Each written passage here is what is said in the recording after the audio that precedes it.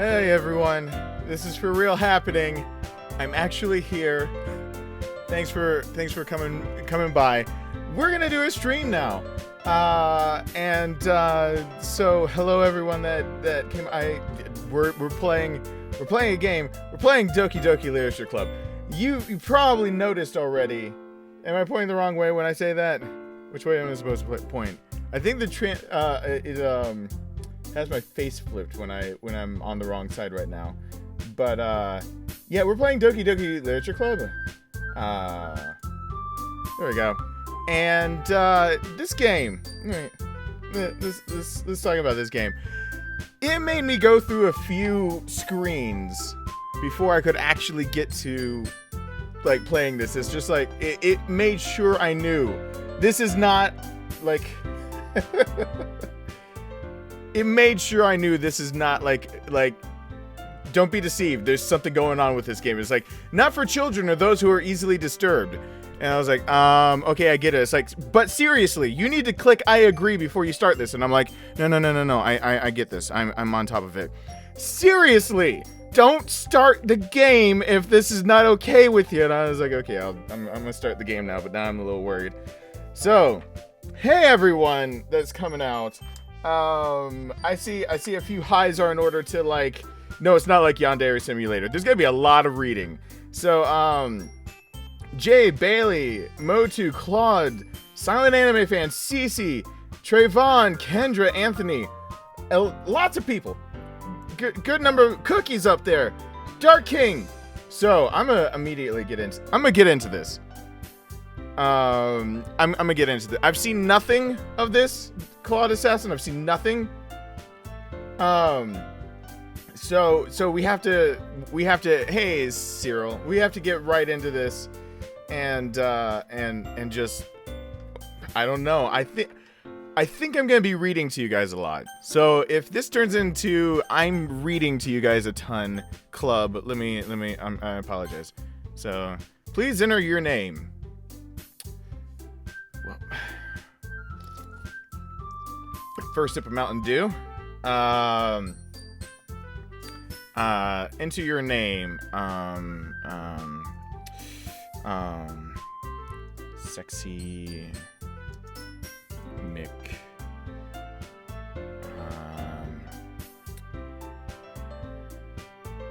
Sexy Mick horny. Yeah. That's my Sexy Mick horny? Yeah. For a game where you're supposed to be winning the hearts, yeah, I'm Sexy Mick horny. I'll be Sexy Mick horny. Got it. Hey! Like, I'm not gonna do the girls' voices. I'm not doing that this whole time. It's not what's happening. I just keep playing, right? I see an annoying girl running toward me from the distance, waving her arms in the air like she's totally oblivious to any attention she might draw to herself. That girl is Sayori, my neighbor and good friend since we were children. You know, the kind of friend you'd never see yourself making today.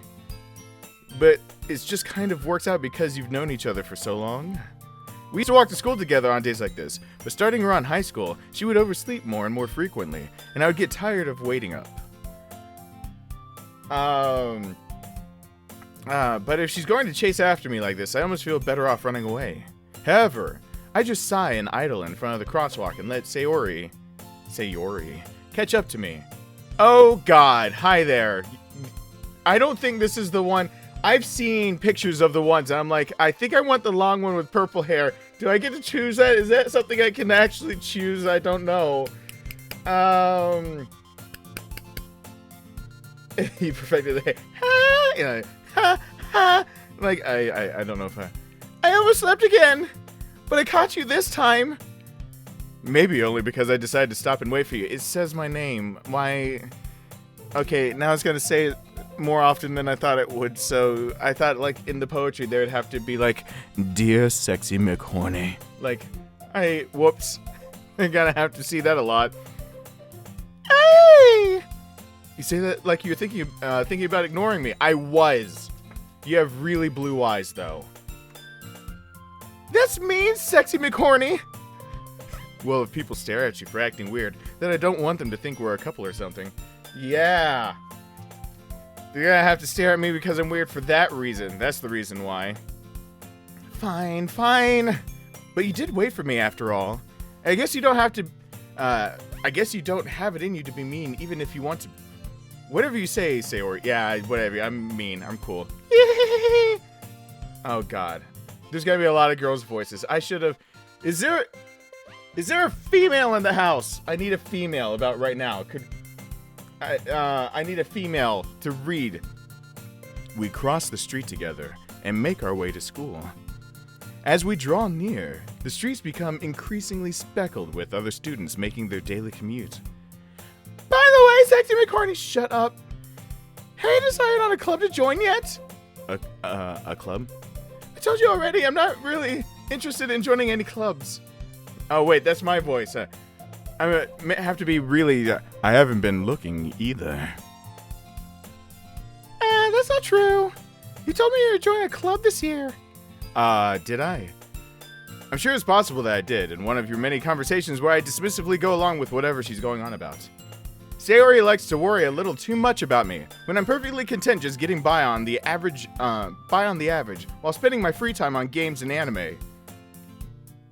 Is it really meta if I'm playing a game where somebody's talking about they spend their free time playing games, and it's in an anime style, and they spend their free time with anime? Okay, I'm just not gonna... I was talking about I'm worried that you wouldn't learn how to socialize or have any skills before college.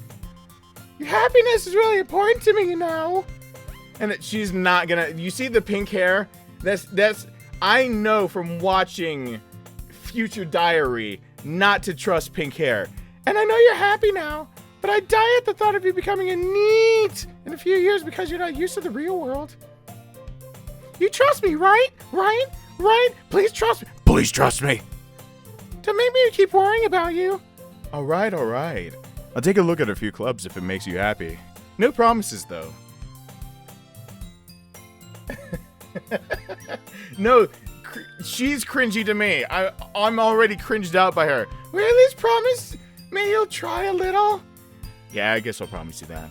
Yay! See, she's supposed to be cringy. That's as cringy as it pretty much gets. Look at her. Why do I let myself get lectured by such a carefree girl? More than that, I'm surprised I even let myself relent to her. I guess seeing her worry so much about me makes me want to ease her mind at least a little bit, even if she does exaggerate everything inside of her head. I don't know how much is actually exaggerated in her head. The school day is as ordinary as ever, and it's over before I know it. After I pack up my things, I stare blankly at the wall, looking for an ounce of motivation. Clubs. Sayori wants me to check out some clubs. I guess I have no choice but to start with the anime club. Hello? Like, why did you find me again? I was having a nice little introverted thought about what club to join, and she just, found me. Sayori? Sayori must have come into the classroom while I was spacing out. She found me. Shit. I look around and realize that I'm the only one left in the classroom. I realized at that point, I'm boned. I thought I'd catch you coming out of the classroom, but I saw you just sitting here and spacing out, so I came in. Honestly, you're even worse than me sometimes. I'm impressed. You don't need to wait up for me if it's going to make you late to your own club. Well, I thought you might need some extra encouragement. So I thought, I'll murder all the other girls until you're in my club. You know what? Well, that you could join my club. Sayori, yeah? There's no way I am going to your club. Meanie. Sayori is vice president of the literature club. Hey, she's vice president of the literature club. I have my in. No, don't trust her, though. I don't trust her. I don't like the pink. Not that I was ever aware that she had any interest in literature. In fact, I gotta turn this game down. Where's the slider for the game? There it is. In fact, I'm 99% sure she only did it because she thought it would be fun to help start a new club. Then go away. Then stop. Since she was the first one to show interest after the one who proposed the club, she inherited the title Vice President. That said, my interest in literature is guaranteed to be even less. Yeah, I'm going to the anime. Oh, okay, wait. No, that's the guy. Sorry. Yeah, I'm going to the anime club. Of course he's got to be in the literature club. Come on, please. Why do you care so much anyway? Because I want you all to myself forever. Well, I kind of told the club yesterday I'd bring in a new member. And Natsuki made cupcakes and everything. I think Natsuki is the one I'm actually going to try a damn to voice somewhat, because I think she's the long purple hair and I want that. I want that one. That's the one I think I want. Don't make promises you can't keep. I can't tell if Sayori is really that much of an airhead, or if she's so cunning as to have planned this all out. I let out a long sigh. Fine. I'll just stop by for a cupcake, okay? Yes! Let's go! And thus, today marks the day I sold my soul for a cupcake. You know, I've sold my soul for a lot less. Don't feel bad about the cupcake situation. That, you know, shit happens. You know, that's not your bad. It's cool. I dejectedly followed Sayori across the school and upstairs, a section of the school I rarely visit, being generally used for third-year classes and activities. Sayori, full of energy, swings open the classroom door. Everyone! Shut up, Sayori! I'm sorry. Everyone! The new member is here! I told you, don't call me new member. I glance around the room. Ooh, yeah, I think this one. Welcome to the literature club. It's a pleasure meeting you. Sayori always says nice things about you. She does. Seriously, you brought a boy? Way to kill the atmosphere. Oh god, she has pinker hair. Wait a second.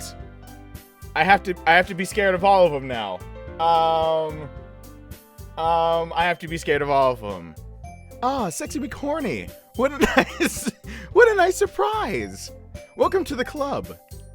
I'm gonna forget how to do their voices in 2 seconds. All words escape me in this situation. This club is full of incredibly cute girls. No, just give me purple hair, please. Just give me purple. What are you looking at? If you want to say something, say it. Sorry. Wait, her name is Natsuki? Natsuki. Ooh. Yay! The girl with the sour attitude, whose name is apparently Natsuki, is the one I don't recognize. Oh, the one, okay.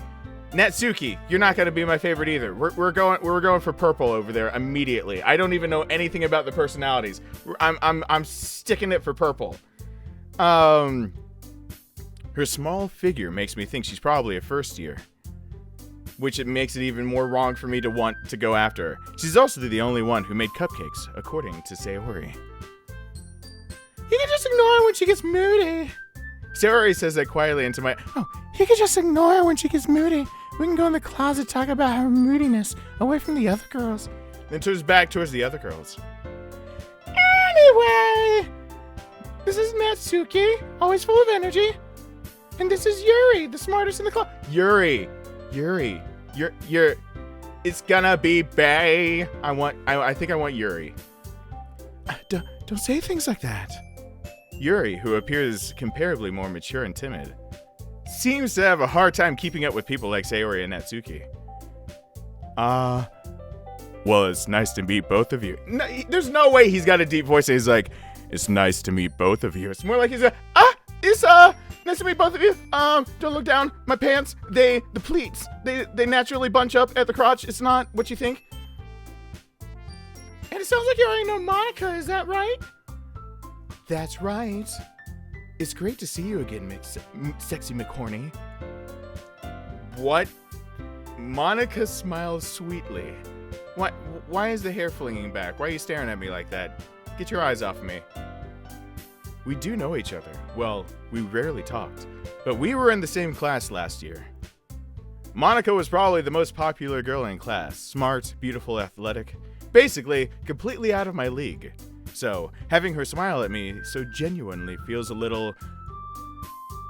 You too, Monica. Boing.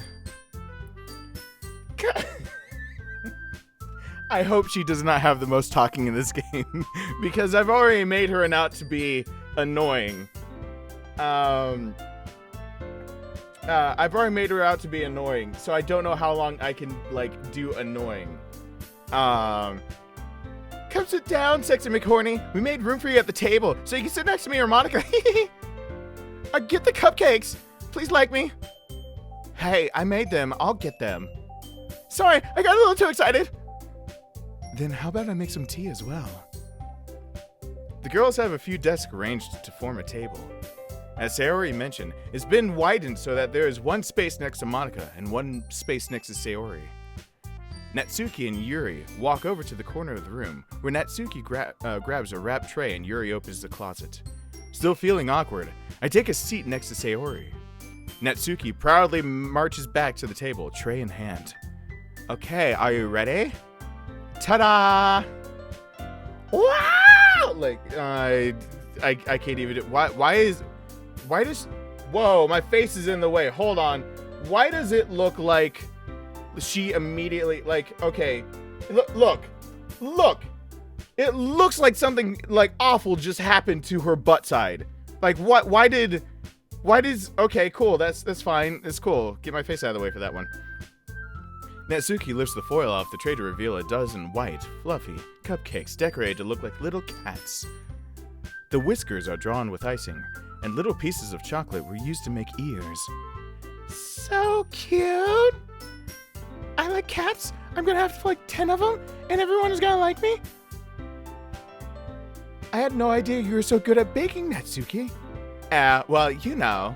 Just hurry and take one. They're made from the blood of my past lovers. Sayori grabs one first, then Monica. I follow. It's delicious. It will go good with my cats. Sayori talks. This is weird so far. I feel like I've done 0 things so far. Sayori talks with a mouthful and has already managed to get icing on her face. I turn the cupcake around in my fingers, looking at the best angle to take a bite. Natsuki is quiet. I can't help but notice her sneaking glances in my direction. She is waiting for me to take a bite. I finally bite down. The icing is sweet and full of flavor. I wonder if she made it herself. This is really good. Thank you, Natsuki. Oh, why is he thanking me? It's not like I haven't heard this somewhere before. Made them for you or anything?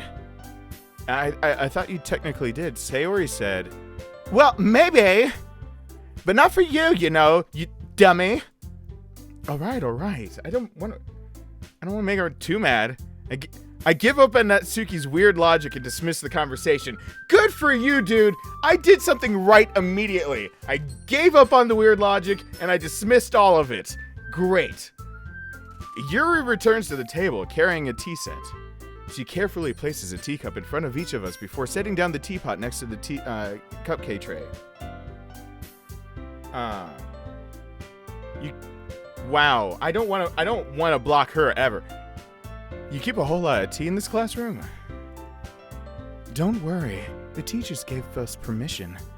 After all, doesn't a hot cup of tea help you enjoy a good book and take off your clothes? I guess. Don't let yourself get intimidated. Yuri's just trying to impress you. That's not it. Insulted, Yuri looks away. I meant that, you know. I believe you. Well, tea and reading might not be a pastime for me, but at least I enjoy tea. I'm glad. Yuri faintly smiles to herself in relief. Monica raises an eyebrow, then smiles at me. Bitch better recognize! So what made you consider the literature club? I was afraid of this question. Something tells me I shouldn't tell Monica that I was practically dragged here by Sayori. Well, I haven't joined any clubs yet, and Sayori seemed really happy here, so... That's okay, don't be embarrassed. We'll make sure you feel right at home, okay? Right at home. As president of the Literature Club, it's my duty to make the club fun and exciting for everyone, especially the club part where we do things together as a group, naked. Monica, I'm surprised. How come you decided to start your own club? You could probably be board member for any of the major clubs. Weren't you a leader of the debate club last year? Don't change poses on me so fast. Well, you know. To be honest, I can't stand all of the politics around major clubs. It feels like nothing but arguing about the budget and public publicity and how to prepare for events. I'd much rather take something I personally enjoy and make something special out of it. And if it encourages others to get into literature, then I'm fulfilling that dream. Monica really is a great leader. She's great. You should love her. Everybody loves her. She loves my cats. Yuri also nods in agreement. Then I'm surprised there aren't more people in the club yet. It must be hard to start a new club. You could put it that way. Not many people are interested in putting out all the effort and to start something brand new. Especially when it's something that doesn't grab your attention, like literature. You have to work hard to convince people that you're both fun and worthwhile to bang. But it makes school events, like the festivals, that much more important. I'm confident that we can all really grow this club before we graduate. Right, everyone? Oh, God. Yeah! Wait, why you have your... I'm not gonna say anything about this facial expressions anymore. Yeah! We'll do our best. You know it. Everyone enthusiastically agrees. Such different girls, all interested in, like, look at...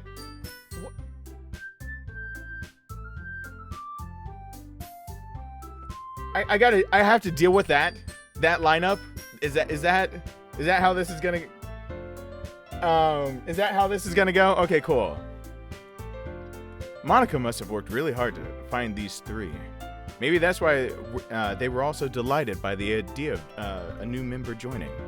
Though I still don't really know if I can keep up with their level of enthusiasm about literature. So, Sexy McHorny, what kinds of things do you like to read? Well, considering how little I've read these past few years, I don't really have a good way of answering that. Manga? I mutter quietly to myself, half joking. Natsuki's head suddenly perks up. It looks like she wants to say something, but she keeps quiet. Keep your mouth quiet before... Wait to murder me, okay, pink bubblegum hair? I'm sure I will say something that makes everyone else mad and he goes apeshit on him with an axe. Yes, this is... I know nothing about this game, but I'm assuming it is actually fake Yandere Simulator, where somebody is going to go ham.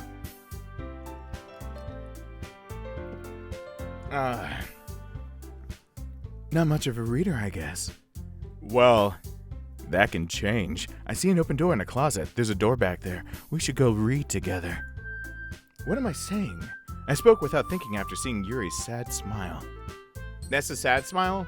That just looks embarrassed. Anyway, what about you, Yuri? Well, let's see. Yuri traces the rim of her teacup with her finger. My favorites are usually novels that build deep and complex fantasy worlds. The level of creativity and craftsmanship behind them is amazing to me. And telling a good story in such a foreign world is equally impressive. Yuri goes on, clearly passionate about her reading. She seems so reserved and timid since the moment I walked in, but it's obvious by the way that her eyes light up that she finds her comfort in the world of books, not people. But, you know, I like lots of things. Stories with deep psychological elements usually immerse me as well. Also, other things that can go deep. Isn't it amazing how a writer can so deliberately take advantage of your own lack of imagination to completely throw you in for a loop? Anyway, I've been reading a lot of horror lately. I read horror. I read a horror book once. I desperately grasp something I can relate to at the minimal level. At this rate, Yuri might as well be having a conversation with a rock. Really? I wouldn't have expected that, Yuri. For someone as gentle as you. I guess you could say that. But if a story makes me think, or it takes me to another world, then I really can't put it down. Surreal horror is often very successful at changing the way you look at the world, if only for a brief moment. Oh, I hate horror. Oh, why's that? Well, Natsuki's eyes dart over to me for a split second. Never mind. That's right, you usually like to write about cute things, don't you, Natsuki? Why? What gives you that idea? Don't embarrass me in front of the new guy. Oh, wait, his face. Don't embarrass me in front of the new guy. Like, you left a piece of scrap paper behind last club meeting. It looked like you were working on a poem called Don't Say It Out Loud. Wait, don't say it out loud. And give that back. Fine. Oh my God, she's back. Alright, Sayori's back. Run, Sayori's back. Yeah. Oh no, she's for sure Valley Girl. In my head, because other than that, I don't know how to voice absolute nutcase crazy, because it's not the kind of crazy that necessarily is what I'm thinking. But look, look at the hair. It's pink. It's bubblegum. I know that hair. I watched Future Diary. I know that hair. You know Gas Eye. That's what I know. That's exactly what I know.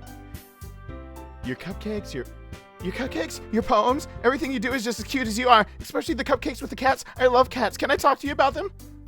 Sayori sidles up behind Natsuki and puts her hands on her shoulders. Whoa.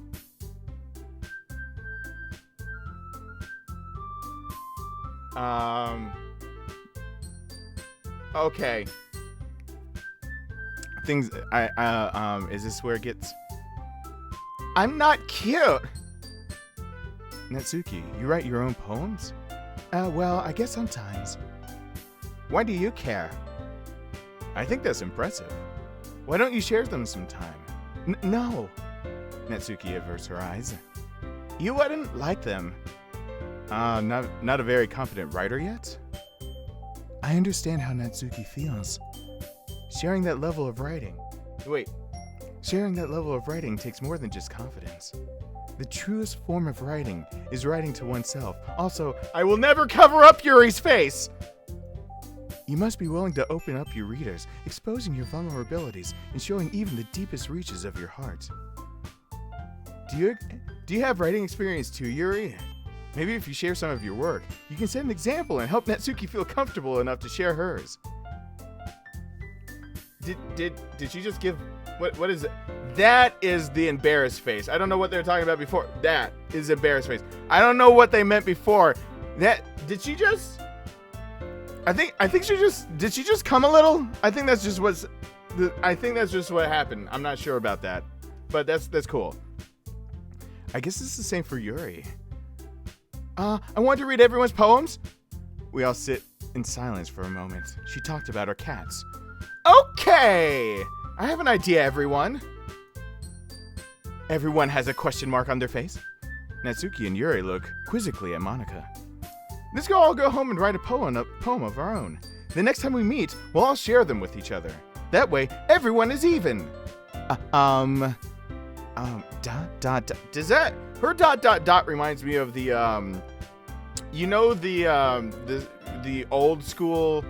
of making like the skull face? That for some reason I see ... with the eyes like that, and I think skull face.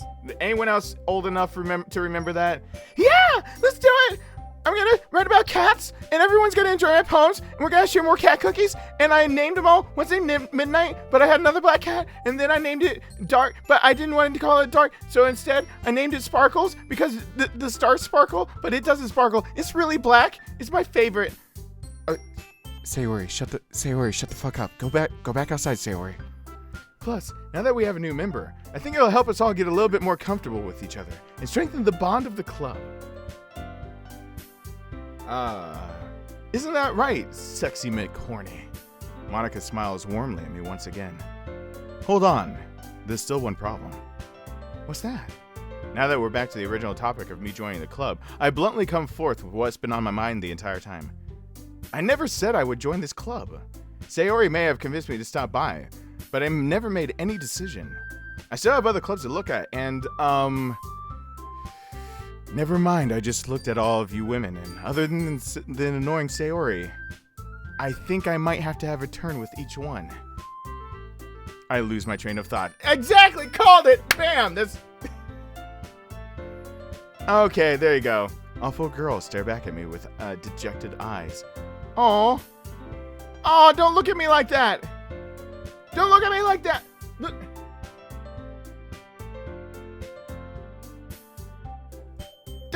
like that? I didn't mean it. Look at it. Why does Sayori have to look sad? Why does Sayori look sad all of a sudden? I don't want her to look sad right now. Well, shit. I messed up. I'm gonna join a club. Crap. I'm gonna totally join a club. It's cool. I'll make it happen. But I'm sorry. I thought,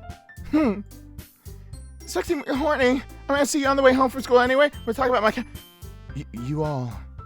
I'm defenseless against these girls. How am I supposed to make a clear-headed decision when it's like this? That is, if writing poems is the price I need to pay in order to spend every day with these beautiful girls. Right. Okay. I've decided then. I'll join the penis in my your vagina with my. I'm gonna finger blast. I'm gonna join the literature club.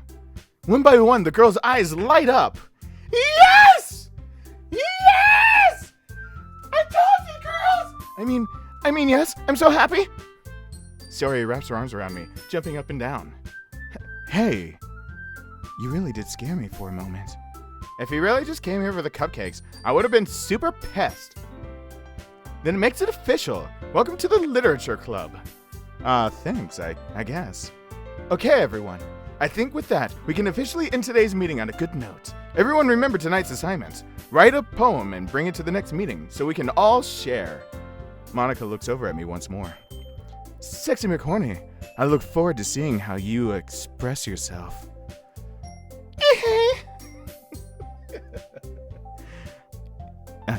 Yeah. Can I express myself all over your body? Can I really impress the class star Monica with my mediocre writing skills? I already feel the anxiety welling up inside me.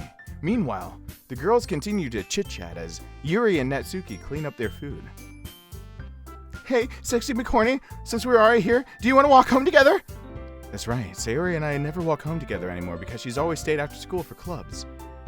Sure, might as well. You crazy, crazy person I know. Yay! With that, the two of us depart the club room and make our way home. The whole way, my mind wanders back and forth between the four girls. Sayori, Natsuki, Yuri, and of course, Monica. Will I really be happy spending every day after school in a literature club? Perhaps I'll have the chance to grow closer to one of these girls. All right, I just need to make the most of my circumstances, and I'm sure good fortune will find me. And I guess that starts with writing a poem tonight. Oh, I actually have to write poems. Wait, I gotta actually write a poem? Wait a second. Wait, I gotta actually write? Pick words you think your favorite club member would like. Something good might happen with whoever likes your poem the most. Okay, I gotta think hard about this. Sponsored, not sponsored. This is a good second for me to, acknowledge the chat that's here. Everyone that's stopping by, hi. Sorry for my annoying voices that I'm doing and all that jazz. There's nothing I can really do as much about it. Like, what am I supposed to do about the voices? I'm not suited for this. I didn't know that reading the literature would also be reading so many girls' voices and everything. But I see Unknown King, you stopped by. Hi, thanks so much for coming. Elle, you're here. Hey, Elle. Take the cupcakes and run far, far away. I probably should do that. Hi, girl with a sexy voice, Darkness. Yeah, give me the money to do that. I will do that immediately. I'm gonna do it anyway. Bald, I'm so sorry to hear that. Thank you for stopping by. I know. I'm sorry to hear that, man. I hope things feel better for you and that it heals the heart. My cat of 17 years, that was hard to lose. Hey, General Folly, and all that. So, the voices were good. Yeah, we're gonna see if you keep thinking the voices are good as we go along with this. Well, I'm glad this is cheering you up a bit. I'm glad. This game isn't confusing. Unknown King, I'm trying to be a puss hound with 4 girls, and I need to write a poem to nail one of them. Let's get on that, shall we? Let's nail a poem. Let's write a poem. All right. Wait, I just have to pick words that...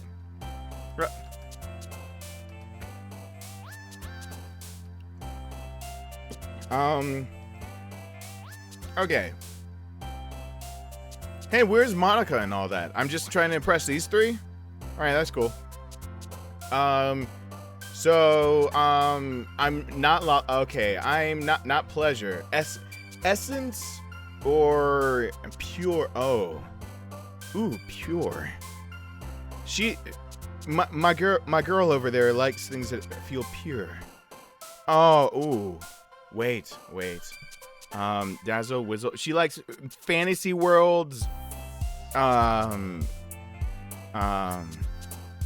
vibrant. I'm afraid I'm gonna get the pink nightmare and get my ass handed to me later on, where she's just like, I have this axe and I meant to get your head real quick. And it's like, oh, great. She doesn't want me to be with any of these other girls. Hurt. Wow, is bottom right just Yuri's corner? No, I'm gonna go with misery. Wait, agonizing. Oh, she's jumping up and down when I pick her. Can I put swimsuit in there? Is my poem very much lessened by being like, in the long winter's forest, where there is a disarray of trees, the wind blowing, whipping around my hair, making me think of all of the depressing and overwhelming thoughts that had led me to this place. I thought, damn, that girl would be hot in a swimsuit. But I put the thought aside. I didn't mean to put that in my poem, but I thought I'd share it anyway.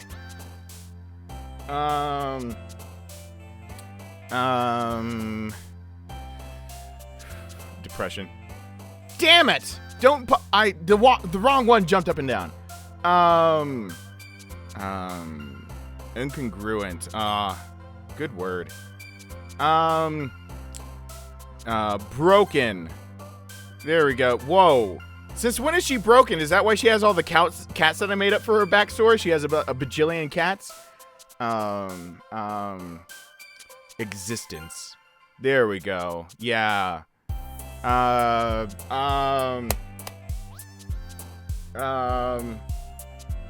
Hey, Lord Anime. Of course I remember you. Thanks for stopping on by. Let's see. Eternity. Oh, that sounds deep. Yeah, let's get deep with this. Fantasy. Oh God, I made pink jump with fantasy. Shit. I love the word tenacious though. I want to put that in there. Tenacious, sunny, cheer, variance, imagination, analysis, universe, boop. Rain, cloud, and squeeze. Boop. I'm sorry. I'm going to try to pick Yuri for the rest of them, but boop. Oh, fuck. I got my yandere jumping again. I didn't mean that. Sadness. No! You're not supposed to be sad! Yuri's intellectual. Please. She's intellectual. Yeah. I'm having an anxiety attack. I don't want pink. And I don't want crazy. I want quiet and reserved. Isn't that just... I'm an introvert. I want quiet and reserved. That's what I want in my life. And I want that long hair. I want to play with that long hair. I want to play with that long hair. I don't have a thing for long hair. I have a thing for long hair. I don't have a thing for dark hair either. I have a huge thing for dark hair. These are none of my fetishes. I have fetishes. Let me do... Wrath. Yeah! Explode. That's what I'm gonna do if one of the girls likes it. Not fickle, sugar. Unstable. Yeah. Adventure. No, she bounced. I went for adventure because she said she liked fantasy novels. Kawaii. It's so kawaii. No, never. Massacre. I'm gonna throw it in there. No, unrequited. Get that unrequited love in there. Oh, God. She's gotta be the one that's all about the unrequited love. Fuck! It was Sayori! I didn't want her to jump. Ah, damn it.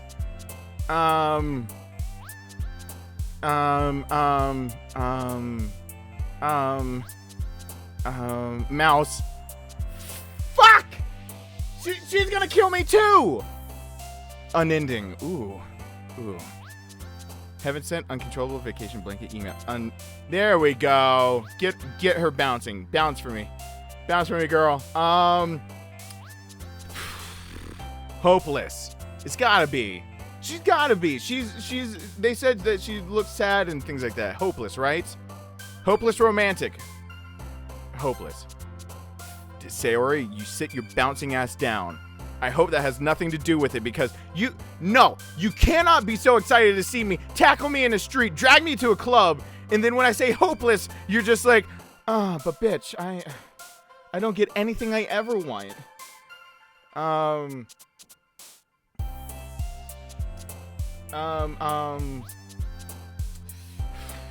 This is number 20. I don't know what to do with this one.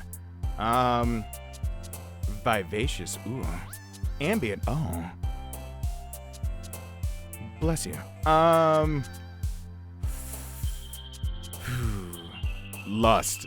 End it with lust. Yay! She bounced for me. Hi again, sexy McHorny. That's what I am today. Glad to see you didn't run away on us.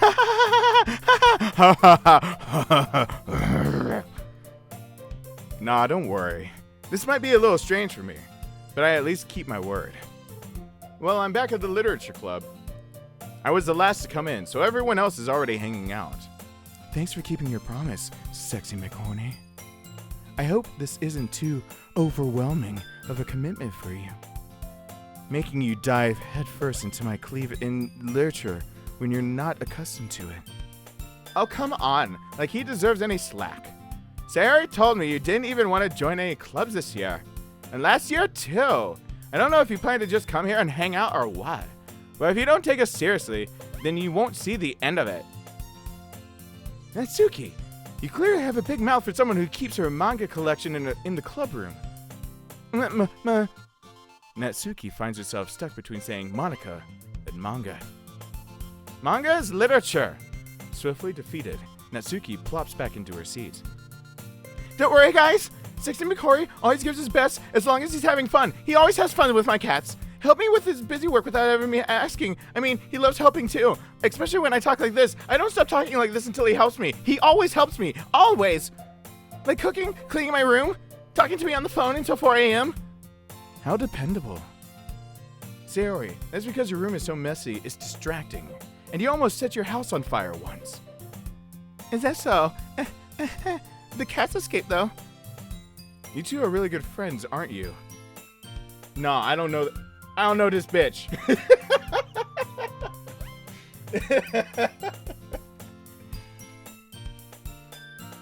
I'm. Is this where I can say nah, brah? I might be a little jealous. How come? You and Sexy McCoy can become good friends too? Everyone can be good friends. There can be the three of us. The three of us together in the closet. Back there. Remember the closet? I have a cat in there. Sayori. As usual, Sayori seems oblivious to the weird situation she just put me into. Oh, you're even brought you something today, you know. Wait, Sayori. Me? Not really. Don't be shy. It's really nothing. What is it? Never mind. Sayori made it sound like a big deal when it's not really. What do I do? I'm sorry, Yuri. I wasn't thinking. I guess that means it's up to me to rescue this situation. Hey, don't worry about it. First of all, I wasn't expecting anything in the first place, so any nice gesture from you is a pleasant surprise. And also, it's all about that blush. I got you to blush, so I'm good. It'll make me happy no matter what. Is that so? Yeah, I won't make a big deal if you don't want me to. If you don't want it to be. What? I read that wrong. All right. Well, here. Yuri reaches into her bag and pulls out a book. I didn't want you to feel left out, so I picked up a book that I thought you might enjoy. It's a short read, so it should keep your attention, even if you don't usually read. Or also if you're illiterate. It has pictures.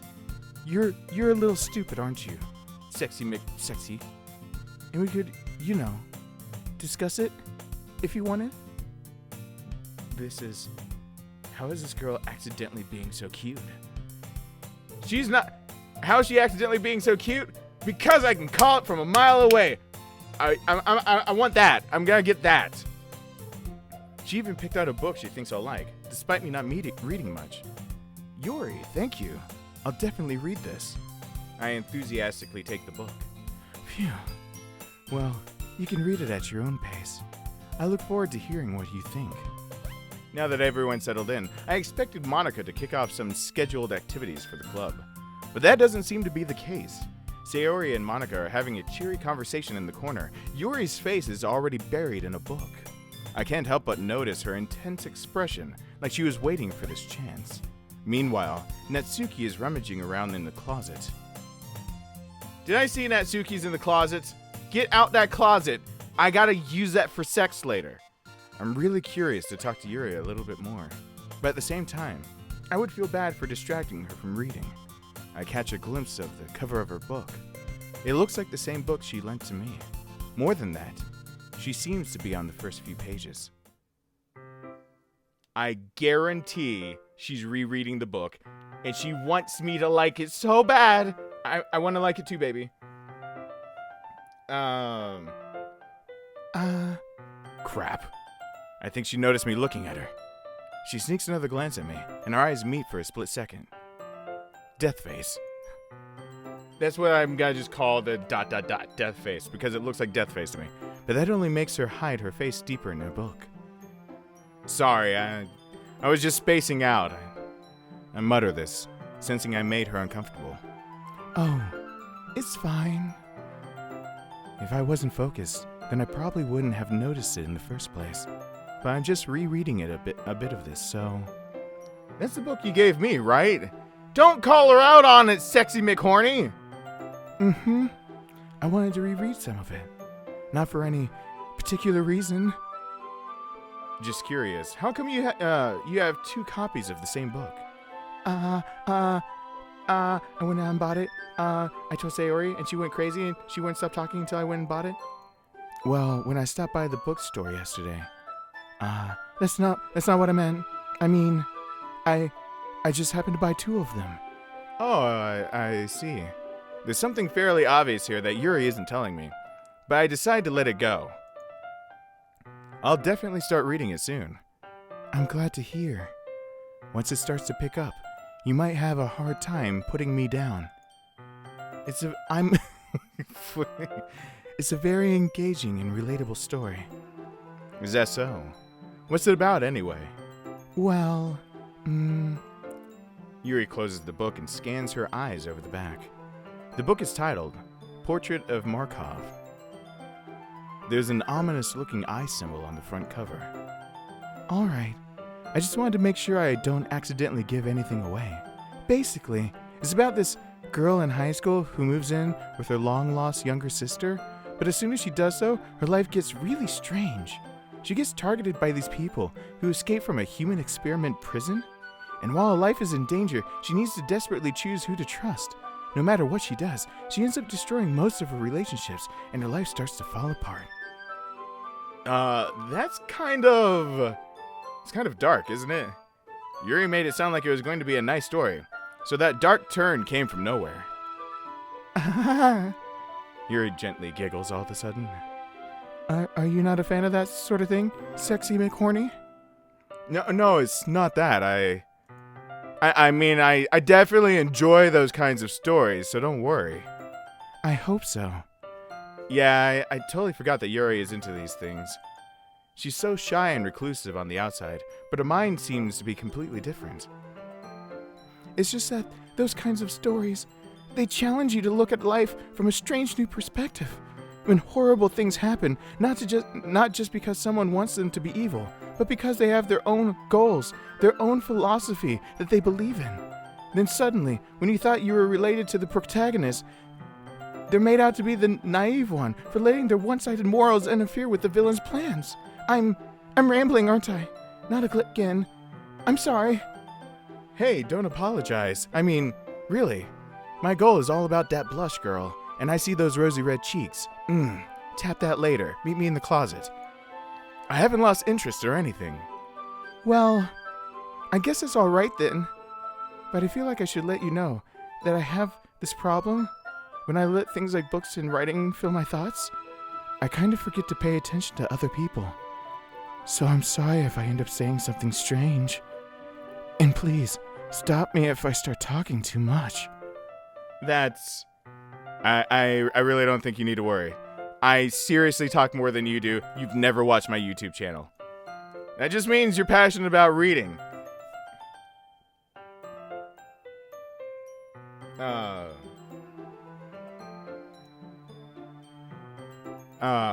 Wow. The least I can do is listen. Sorry, I got distracted for 2 seconds. It's a literature club after all. That's true. In fact, I might as well get started reading it, right? You don't have to. What are you saying?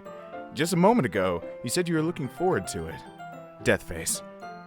Let me just get the book. I quickly retrieved the book that I had put into my bag. Alright, if it's fine if I sit here, right? I slip into the seat next to Yuri's. He touched my leg. Yeah. Are you sure? You seem a little apprehensive. Whoa, that face! Holy crap!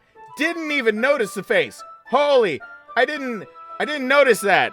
Whoa! I think I goosed her. I think I put my hand under her seat before, like, I did this whole, like, before I even let her sit down, I just did my hands like this under her seat. And I was just like, come on, no, you want to sit down, totally sit down. And then she made that face. I'm a dirty boy apparently in this game. That's cool. I'm sorry. It's not that I don't want you to. It's just something I'm not very used to. That is, reading in company with someone. I see. Well, just tell me if I end up distracting you or anything. Alright. I open the book and start reading the prologue. I soon understand what Yuri means about reading in company. It's as if I can feel her presence over my shoulder as I read.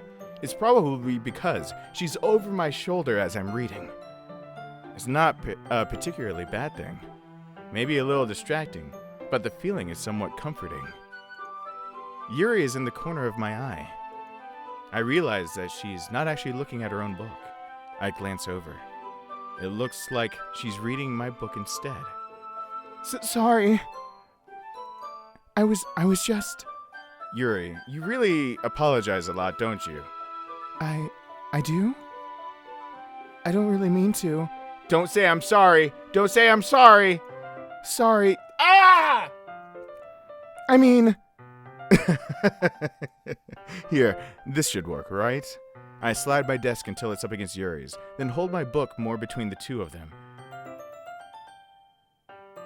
Wait, between the two of them? Wow, typo, dude. Between the two of us. Wow. I'm forward. Didn't I just go from, like, I don't know if I can handle a group of hot girls in one club to like, baby, I'ma saddle your like, what happened here? I suppose so. Yuri timidly closes her own copy. Once we each lean in a little bit, our shoulders are almost touching. Is this hentai? It didn't say something about sexual warning, though. It didn't say... I want to go back to the game page and see if it says some sexual warning. It feels like my left arm is in the way, so I instead use my right hand to hold the book open. I guess that makes it kind of difficult to turn the page. Here. Ooh. Yuri takes her left arm and holds the left side of the book between her thumb and forefinger. I do the same with my right arm, on the right side of the book. That way, I turn the page, and Yuri slides it under her thumb after it flips to her side. But in holding it like this, we're huddled even closer together than before. It's actually kind of distracting me. I hear a thump as my penis hitting the bottom of the desk. It's as if I can feel the warmth of Yuri's face, and she's in the corner of my vision. Are you ready? to turn the page. Sorry. I think I got a bit distracted for a second. I glance over at Yuri's face again, and our eyes meet. Oh God, she's looking at me. Oh shit! I didn't notice. Sorry, it's that way right now. I didn't notice she was actually looking at me. Like, that just creeped me out right there. Like, her eye turned to me, and never mind. I don't know how I'll be able to keep up with her. That's okay. You're not as used to reading, right? I don't mind being patient if it takes you a bit longer. It's probably the least I can do, since you've been so patient with me. Yeah. Thanks. We continue reading. Yuri no longer asks me if I'm ready to turn the page. Instead, I just assume that she finishes the page before me, so I turn it by my own volition. We continue the first chapter in silence. Even so, turning each page almost feels like an intimate exchange. My thumb am I gonna be like... I'm gonna put my face back. We might be here a while reading this. Because I feel like somewhere I'm gonna slide my hand onto her thigh. I don't know what's going on, but I just feel like I'm just gonna slide it and be like, "Do you want the D yet?" But it's not D Club, it's Literature Club. My thumb gently letting go of the page, letting it flutter over her side as she catches it under her own thumb. Hey, Yuri. This might be a silly thought, but the main character kind of reminds me of you a little bit. You think so? How does she? Well, I guess she's more blunt in a lot of ways, but she also second guesses all of the things that she says and does. Like she's afraid she'll do something wrong. It's not like I can see into your head or anything, but they're kind of reminiscent of you and your mannerisms. I see. Yuri remains silent for a moment. But Sexy McHorny, that's probably a terrible thing to have in common with her. Oh God, I said the wrong shit. Damn it! No! Ah! I said the wrong thing. That's so embarrassing that you think that. Wait. I didn't mean it in a bad way or anything. Sorry, I really didn't know where you were self-conscious about that sort of thing. I mean, I should have just slid my hand under the table. Death face. I guess I more meant that it's kind of cute. What are you saying all of a sudden? Excited? Bland face? No, it says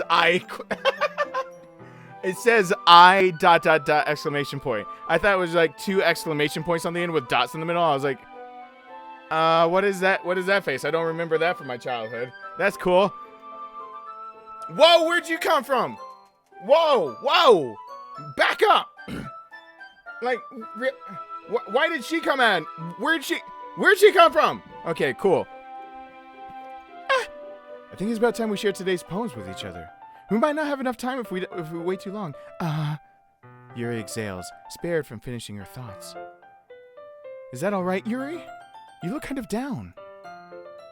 I'm sorry if I haven't been looking forward to this. It's not. It's fine. Yuri releases her hand from the book, causing it to close on top of my thumb. All right. I guess I'll do some more reading tonight. Or would you prefer I only read it with you? Ooh. My guy is smooth as fuck. That is a smooth move. Or would you prefer I read it only with you? Yeah. I guess I don't have too much of a preference either way.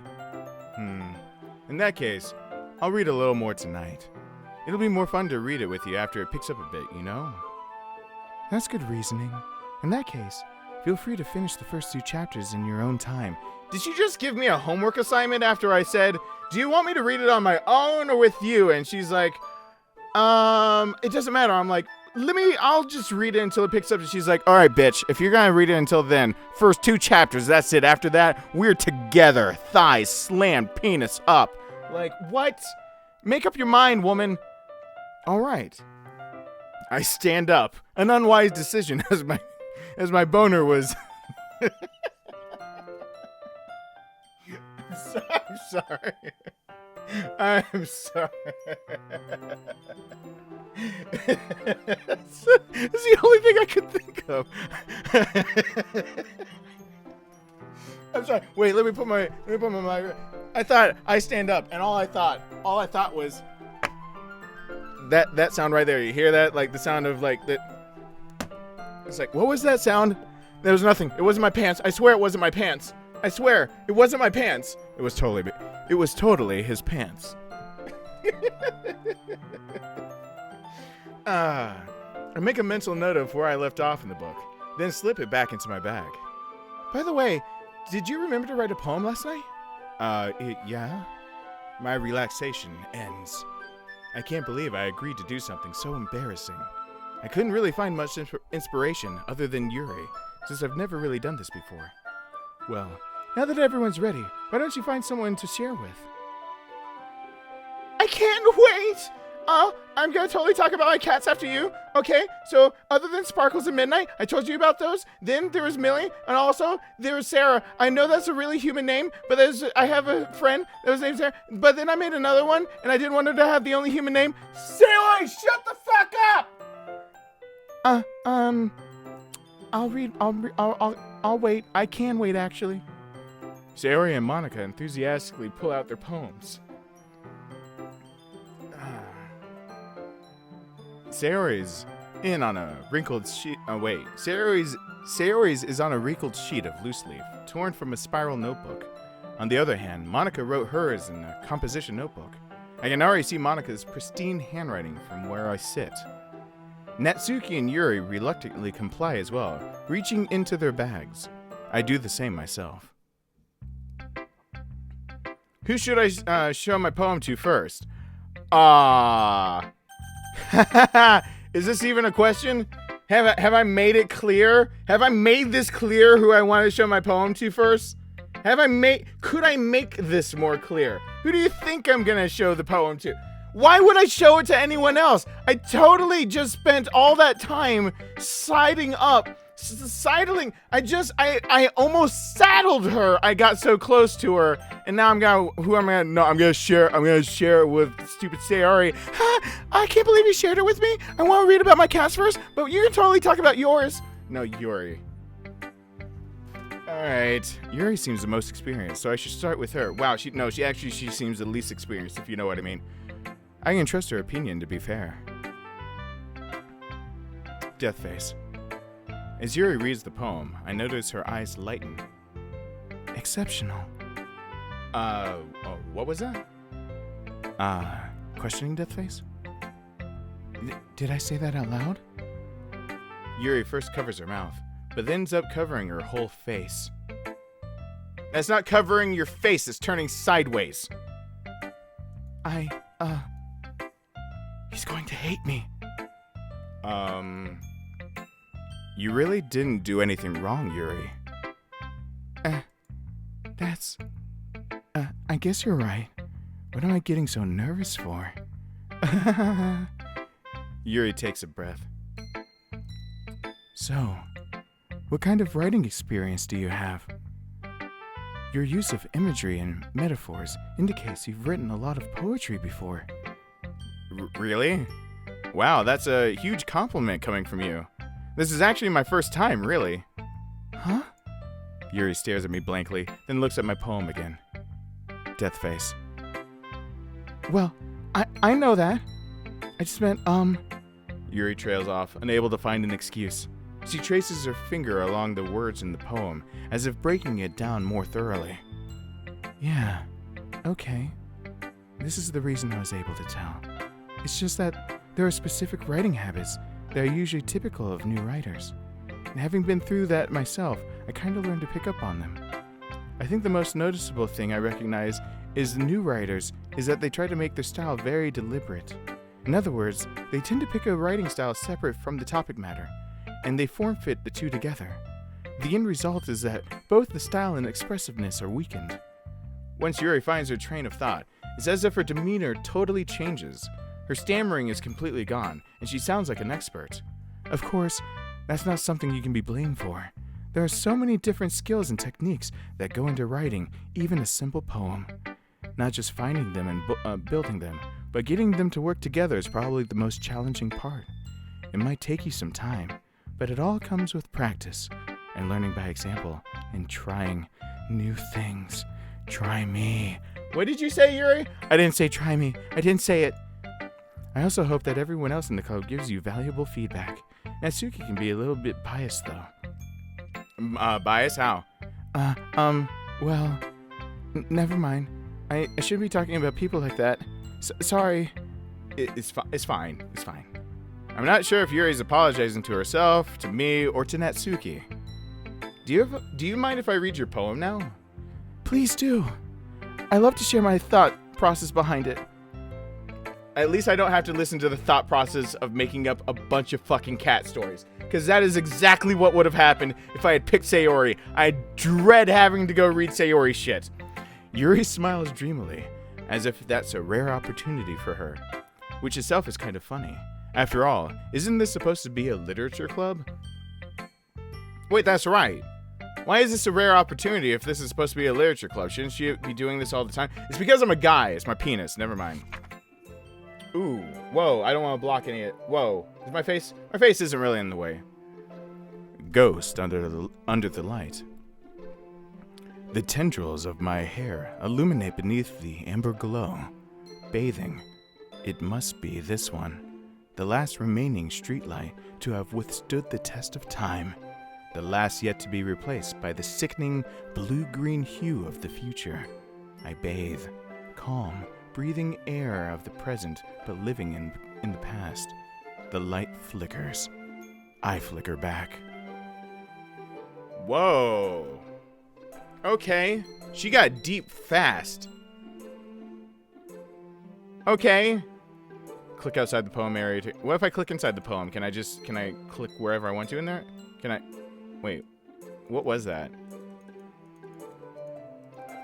I thought I just could highlight something a second ago. Never mind.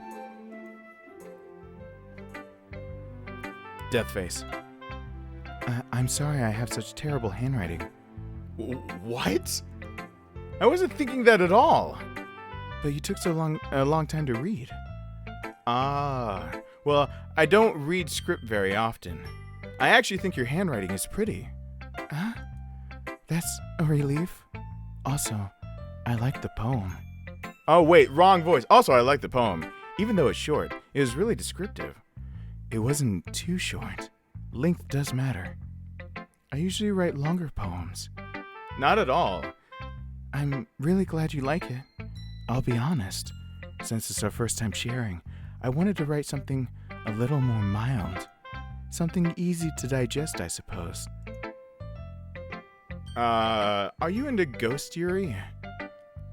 Uh-huh. Actually, the story isn't about a ghost after all, sexy McCorney. Really? I must have totally missed the point. Well, I suppose you did only glance over it after all. But remember that poets often express their own thoughts, feelings, and experiences in their work. They usually do more than tell a simple story or paint a picture. In this case, perhaps the subject of the poem is only being symbolically compared to a ghost. Lingering in the last remaining place of comfort, unable to let go of the past, and soon to be left with nothing. That's a lot more solemn, putting it that way. I hadn't even thought of that. That's impressive. It's nothing, really. Yours was impressive too, so... Nah, if anything, I could probably learn a thing or two from you. You think so? Yeah, of course. You know, I was really nervous about doing all this, but in the end, I enjoyed it. I'm going to keep doing my best for you, sexy McCorney. Me too. Who should... Oh, damn it, I have to read it to all of them. Oh, God. Oh, alright. Quick saying hi to everyone real quick as I have to take a sip of something. So, I see Quinn La Chen. Oh, thank you. Thanks for the compliment. Nashmira, hi there. Ian. Hi there, Ian. Did I say hello yet? We're doing some literature club here. Mo too. Hello there. Did I miss anyone? Hello, everyone that's willing to join along, but we're gonna keep reading. Okay. All right. So, should I get her over with? I kind of want to get Sayori over with. You know, I don't want to do the Valley Girl voice, but I'll do Valley Girl. Death face. Question mark. Well, it's about what I expected from someone like you. That's a little blunt. Well, excuse me. It's not like I said it was bad. I just didn't evoke any emotions. So basically, it's not cute enough for your taste. Do you want to get smacked? I'll smack a bitch. I swear. I just smacked a bitch outside. Do you want to see her blood on the back of my palm? I broke a knuckle. It doesn't matter. I have so much scar tissue there anyway. I beat the shit out of people for their lunch money. You want to mess with me, bitch? I will take your head on a pike. I'll pass. Well, anyway, I'm sorry that got out of hand. I guess I just need to show you mine. Now that you'll like it.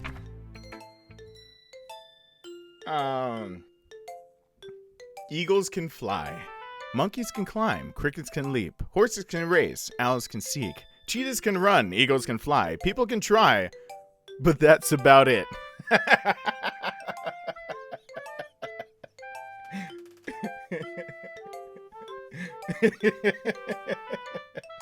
All right. Well, her poem just turned into. I am so glad I just gave her a Valley Girl voice after this poem. Let me just read it in her voice. Monkeys can climb, crickets can leap, horses can race, owls can seek, cheetahs can run, and eagles can fly. People can try, but that's about it.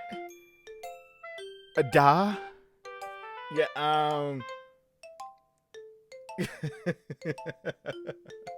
Oh my god.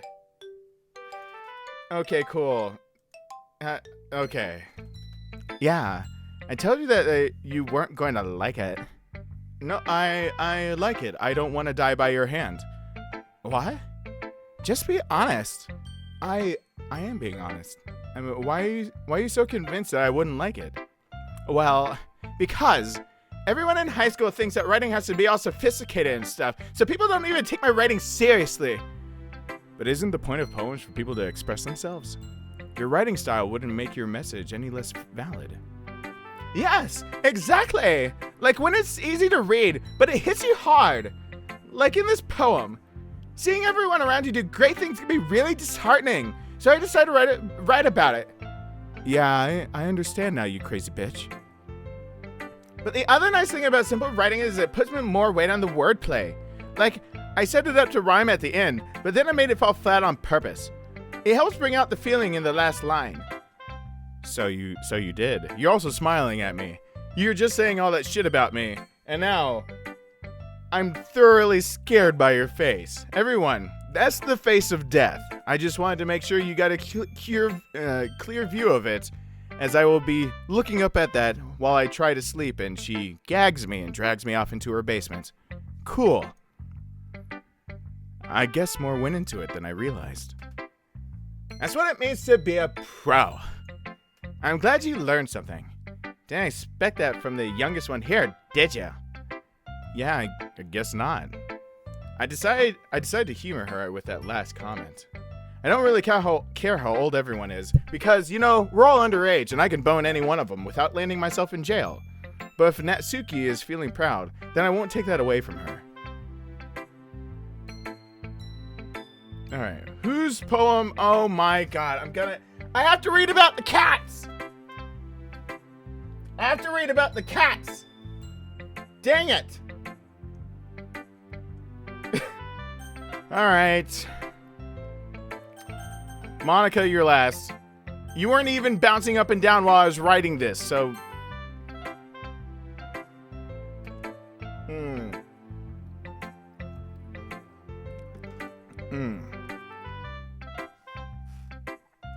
Death face.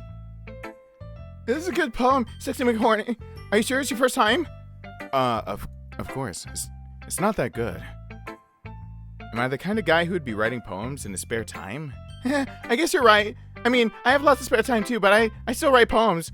But that's why it impressed me.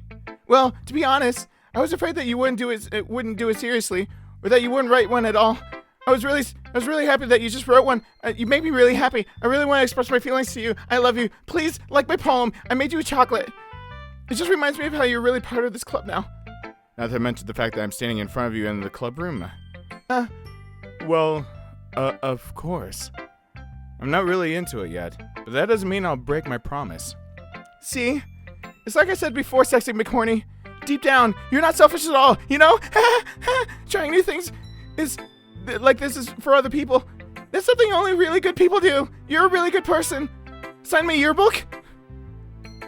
Thanks, Sayori. I'm not sure if Sayori sees the full picture of my motive here. Then again, I would not stick my dick in crazy anyway, so she's out of the running.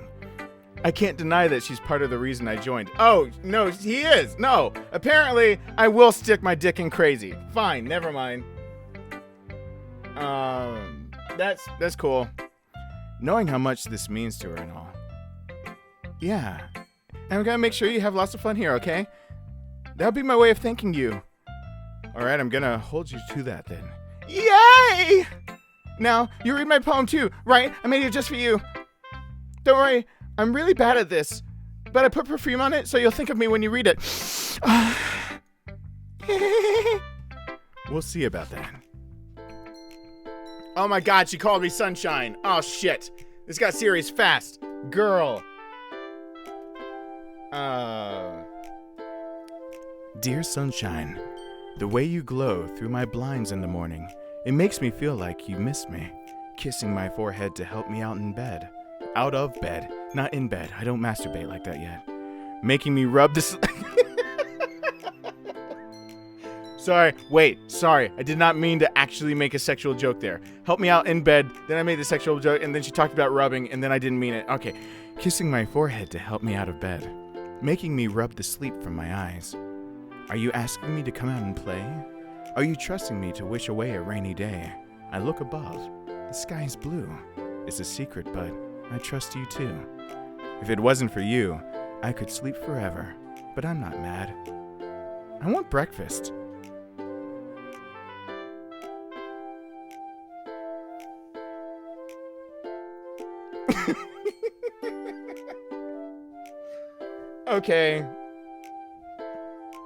Okay, here's the thing. Here's the thing with what I just read. Let's just dissect this real quick.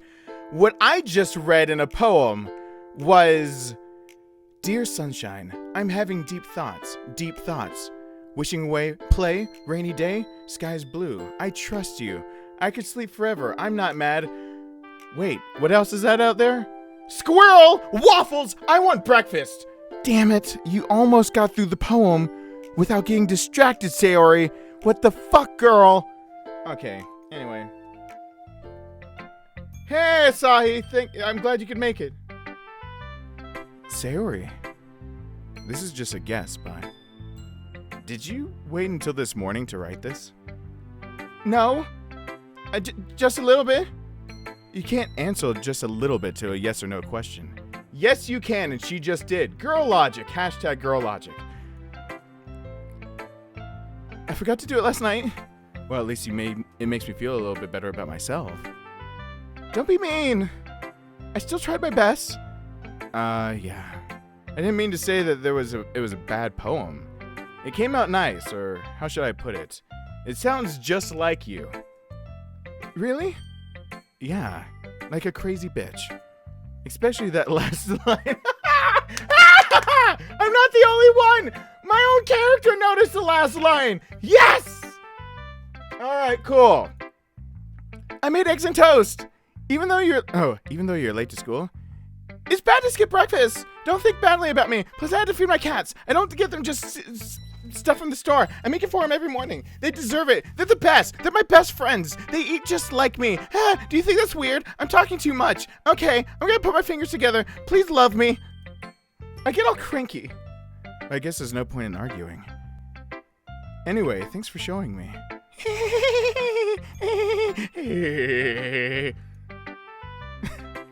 This is so much fun. Monica's the best. Oh, I almost did Valley Girl. Yeah. But next time, I won't forget. I'm gonna write the best poem ever. It's gonna be about you and me and that closet and that chair and what we're gonna do on it. I'm gonna bring Lysol wipes. I'm afraid someone else has done the same thing back there, but not with you, and it's not been me. I haven't been with any other boy. Please be gentle, but I want you right now. Can we go back there? Remember I had a cat back there? That really turns me on. Can we talk about my cats first? Well, I guess I look forward to it. Whose poem next? I don't have a choice. I don't have a choice. It's Monica.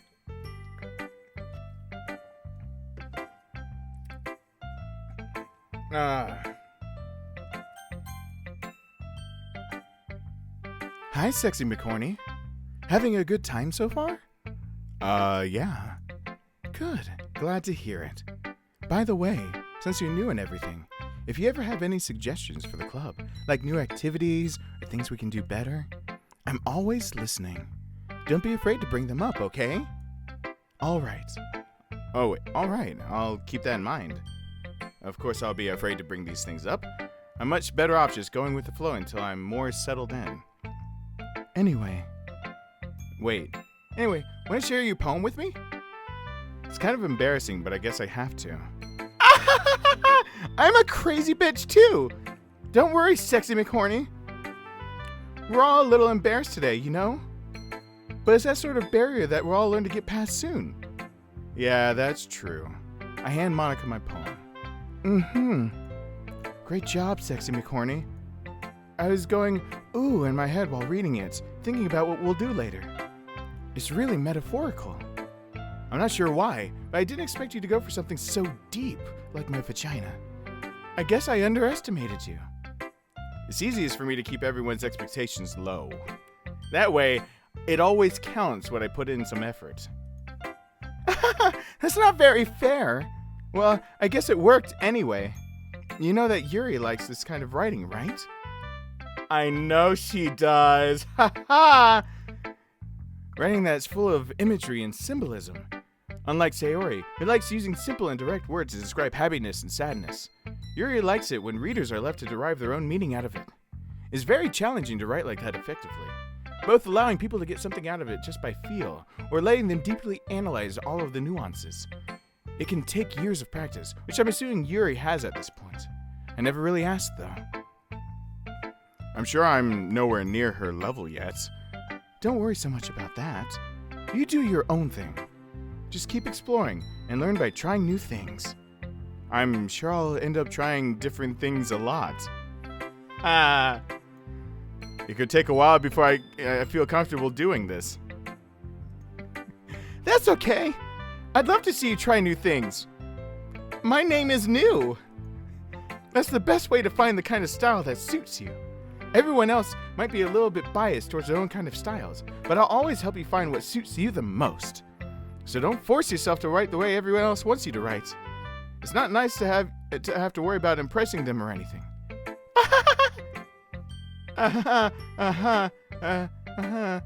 Anyway, do you want to read my poem now? Don't worry, I'm not very good, except for in bed. Trust me, I've had a lot of practice. I didn't start this club for shits and giggles. I've been bouncing those pogo sticks like crazy. You sound pretty confident for someone who claims to not be very good. Well, that's because I have to sound confident. That doesn't mean I always feel that way, you know? I see. Well, let's read it then. Whoa, I have to scroll for hers, and it's okay. All right. So, hold on. Gotta take a sip for this one.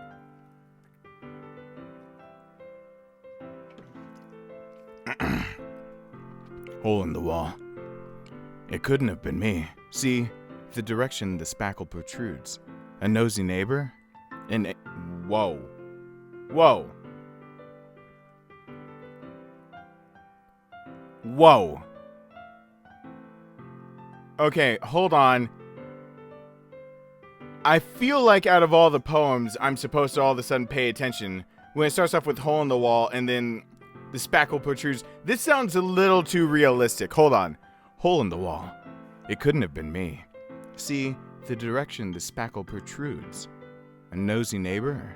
An angry boyfriend? I'll never know. I wasn't home. I peer inside for a clue.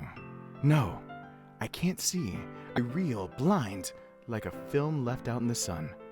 But it's too late. My retinas, already scorched with a permanent copy of the meaningless image, is just a little hole.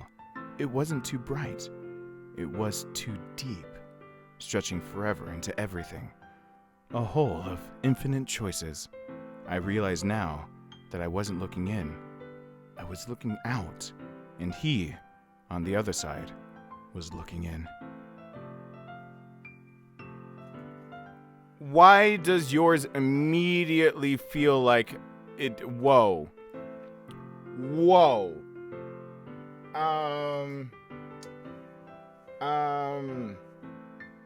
Why does hers immediately feel wrong?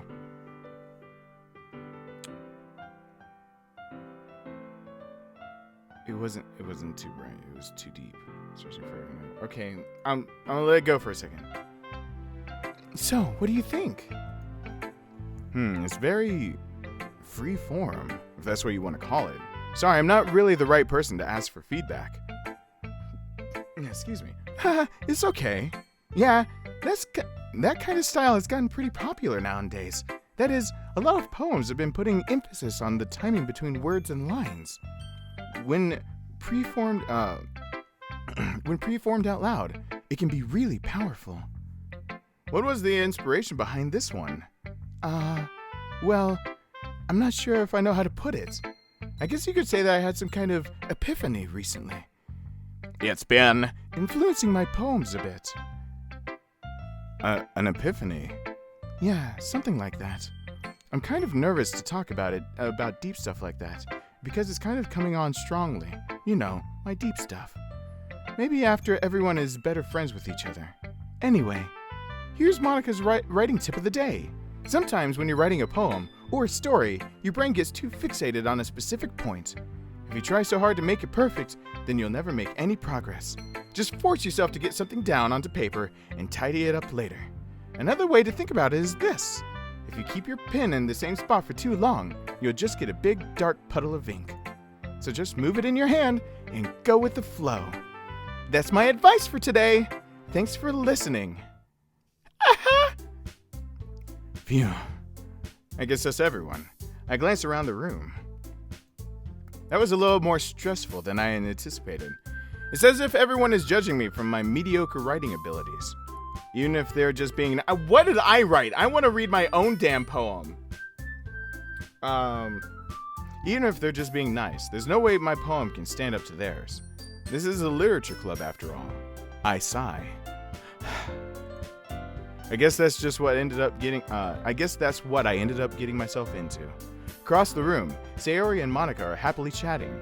My eyes land on Yuri and Natsuki. They gingerly exchange sheets of paper, sharing their respective poems. As they read in tandem, I watch each of their expressions change. Natsuki's eyebrows furrow in frustration. Meanwhile, Yuri smiles sadly. What's with this language? Did you say something? Oh, it's nothing. Natsuki dismissively returns the poem to the desk with one hand. I guess you could say it's fancy. Thanks. Yours is cute. Cute? Did you completely miss the symbolism or something? It's clearly about the feeling of giving up. How can that be cute? I know that. I just meant the language, I guess. I was trying to say something nice. Instead of the bullshit that you wrote, I was trying to give you a compliment, you stupid pink-haired bitch.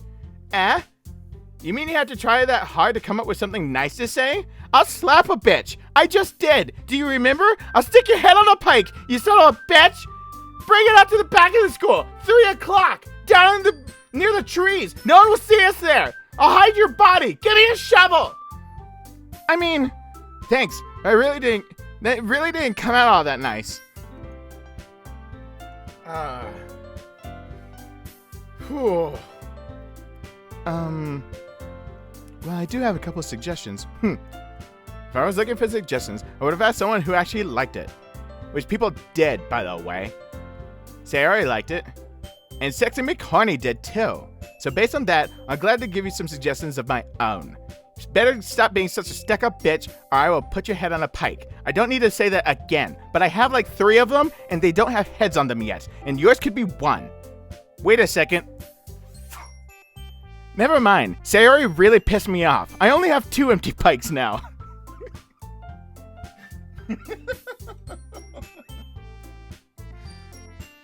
Oh, I'm sorry. I'm having fun with this. I don't know how it's coming across to you guys, but I'm having fun. So I know that somewhere the fun is gonna derail off the fucking tracks, but first of all, excuse me.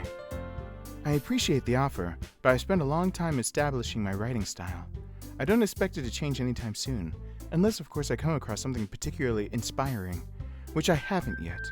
And Sexy McHorny liked my poem too, you know. He even told me he was impressed by it. Natsuki suddenly stands up. Oh? I didn't realize you were so invested in trying to impress on new member, Yuri! I'll stick your head out of fucking pipe!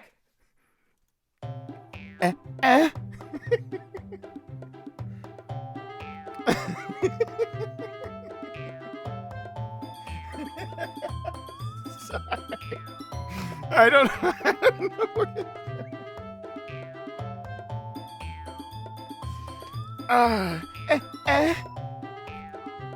That's not what I said. You just... Yuri stands up as well. Maybe you're just jealous that Sexy McHorny appreciates my advice more than he appreciated yours. Huh? And how do you know he didn't appreciate my advice more, bitch? Are you that full of yourself? I'll make you full of yourself.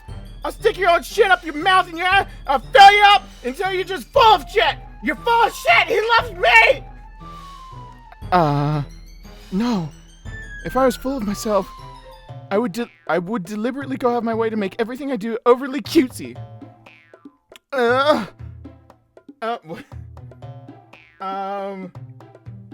gonna go this way because we got 3 people here now. Is everyone okay? Should I talk about my cats? The user makes people calm or mad at me. Either way, it diffuses the situation. Well, you know what? I wasn't the one whose boobs magically grew a size bigger as soon as Sexy McHorny started showing up. Whoa. I did not know you could magically grow boobs. I would like to know the secret formula. Maybe I want to pair myself to play with. I don't know. Natsuki. Natsuki, that's a little...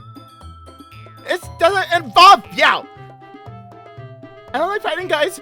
My cats fight sometimes, and I get in a cat fight, it gets me really scared. Suddenly, both girls turned toward me, as if they just noticed I was standing there. Sexy McHorny. She's just trying to make me look bad. That's not true. You look bad yourself, you dumb bitch. She started it. She could get over herself and learn to appreciate that simple writing is more effective. Then this wouldn't have happened in the first place. What's the point of making your poems all convoluted for no reason? The meanings should jump out of the reader, not force them to have to figure it out. Help me explain that to her, Sexy McHorny. Wait. There's a reason we have so many deep and expressive words in our language. It's the only way to convey complex feelings and meaning in the most effectively. Avoiding them is not only unnecessarily limiting yourself, it's also a waste. Hold up. Fun fact, that is actually why Latin died out. It was because of poets. Poets couldn't express themselves and they wanted to go on to other languages. Latin is a dead language because of poetry. Yuri is actually correct on this, not Natsuki, who's deciding to be such a bat. Okay, anyway. So, you understand that, right, Sexy McHorny? Yeah, I do. I took Latin for 3 years. I know what the fuck is happening. I got the 411. Girl, I'm on your side. I know this.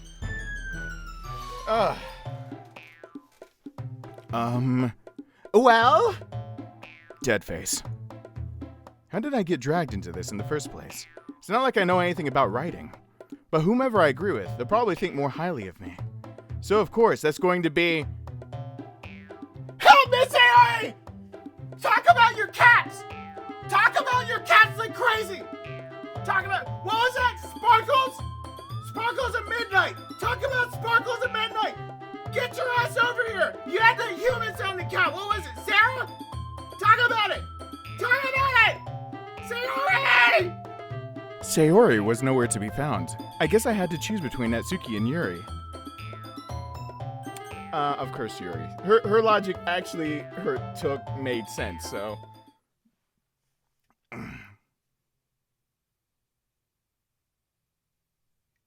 Wait, what? I thought... No, wait. Whoa. Did I just... I gotta rewind my own stream. What? What just happened? What?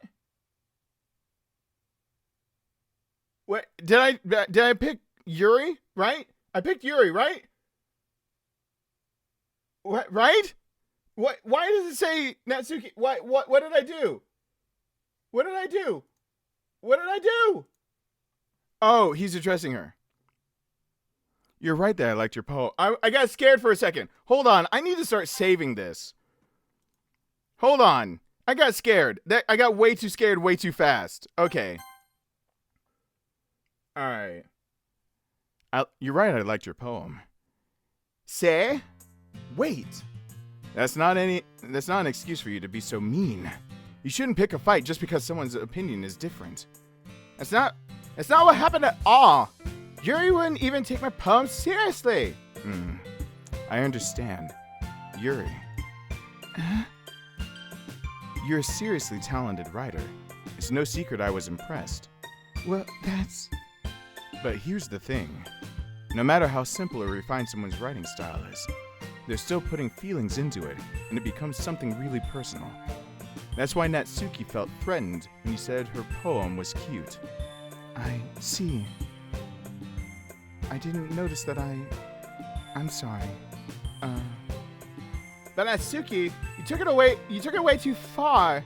Wait, Natsuki, you took it way too far. Yuri means well, and if you just told her how you felt, then this wouldn't have happened in the first place. Are you kidding? I will cut a bitch! That's exactly what I did! It was her that... Natsuki, I think that's enough. You both said some things you didn't mean. Yuri apologized. Don't you think you should too? I just shit out a razor blade. I'm gonna slice your neck. Natsuki clenches her fist. Elle, you went for Natsuki? Whoa! No! I will rub your nose in one of the girls that's more suited. Oh God, I didn't read. She's trapped, and at this point, being defiant only because she can't handle the pressure. I end up even feeling bad for her. Sometimes when I'm hurt, I pet my cats, and it helps to take a walk and clear my head. Sayori, she doesn't need to. You know what? I'm going to do that. It'll spare me from having to look at all of your faces right now. Without warning, Natsuki snatches her own poem from the desk and storms out. On her way out, she crumples up the poem with her hands and throws it in the trash. Natsuki! She really didn't need to do that. I look across the room. Yuri has her chin buried in her hands while she stares down at her desk. I gingerly approach her and sit in the adjacent chair. Everything all right? I'm so embarrassed. I can't believe I acted like that. You probably hate me now. No, I don't hate you, girl. And this... I gotta turn down this background music, by the way. No, Yuri. How could anyone not have gotten frustrated after being treated like that? Wait. There we go. You handled it as well as anyone could. I don't think any less of you. Well, alright. I believe you. Thanks, Sexy McHorny. You're too kind and too horny. I'm thankful to have you as a part of this club now. It's nothing. One more thing. That one thing that Natsuki said about, I would never do anything so shameful. So... You talking about them titties? You talking about them I mean, I don't know what you're talking about. What thing did Natsuki say? Well, never mind that. I'm gonna go make some tea. And cover my chest. Don't notice these, but notice them later when we read. Good idea. Make enough for more than one person, okay? Yeah. Okay, everyone. It's just about time for us to leave. How did you all feel about sharing poems? It was a lot of fun. Everyone actually listened to me for once. Well, I'd say it was worth it. It was all right. Well, mostly. Sexy McHorny? How about you? Yeah, I'd say the same. I don't know. I was staring at all you girls. I guess I'd say the same. Really, I've actually not paid attention to anything happening in this club because all of you have different colored eyes and hair, and I really can't stop staring. But I mean, I guess I'd say the same. I don't know. I'm conflicted. What did you expect? I'm sorry, did I say too much or was that in my head? Can someone confirm? It was a neat thing to talk about that with everyone. Awesome. In that case, we'll do the same thing tomorrow. And maybe you learned something from your friends too. So your poem will turn out even better. While I finger myself like this later. Dead face. I think to myself, I did learn a little more about the kinds of poems everyone likes. With any luck, that means I can at least do a better job impressing those I want to impress. I nod to myself with newfound determination. Sister McHorny! Ready to walk home? Sure, let's go. That's so cool! Okay, so anyway, about my cat. Sayori beams at me. I tell her to shut the fuck up. It truly has been a while since Sayori and I have spent this much time together. I can't really say I'm not enjoying it either. I enjoy it most when she decides that she needs to eat, or drink, or breathe. All the things that make her stop talking. Sayori, about what happened earlier. What do you mean? You know, between Yuri and Natsuki. Does that kind of thing happen often? No. It's really the first time I've seen them fighting like that. I promise they're both wonderful people. You don't hate them, do you? I mean, I named one of my cats after Yuri. I mean, is that really weird? I had another dark colored cat, and I took up Midnight, and I didn't want to name one Black, and I named one Sparkles, and then I didn't have any more names, so I named one Yuri, but I don't want to tell Yuri I was going to write in a poem. But I've never had time because I don't skip breakfast, and I make breakfast and I have to make it for all the cats. Do you think that's weird? Why am I telling you all this? You don't hate them, do you? Can we get back to the original point? Hey, my house is over there, bye. No, I don't hate them, and shut the fuck up. I just wanted your opinion. That's all.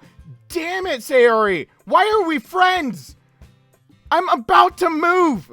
Because of you. I can see why they've made good friends with you. Phew. You know, Sexy McHorny, it's nice that I get to spend time with you in the club. But I think seeing you get along with everyone is what makes me the happiest. And I think everyone really likes you too. That's... Me too. I really like you. Please, don't think less of me. Do I need to take off my shirt now? I don't know how these hentai games work. I'm in a hentai game? Every day is going to be so much fun. It looks like Sayori still hasn't caught on to that kind of situation I'm in. Onto the kind of situation I'm in. Sure, being friends with everyone is nice, but does it really need to stop there? Wow! Yeah! Banging, banging, banging!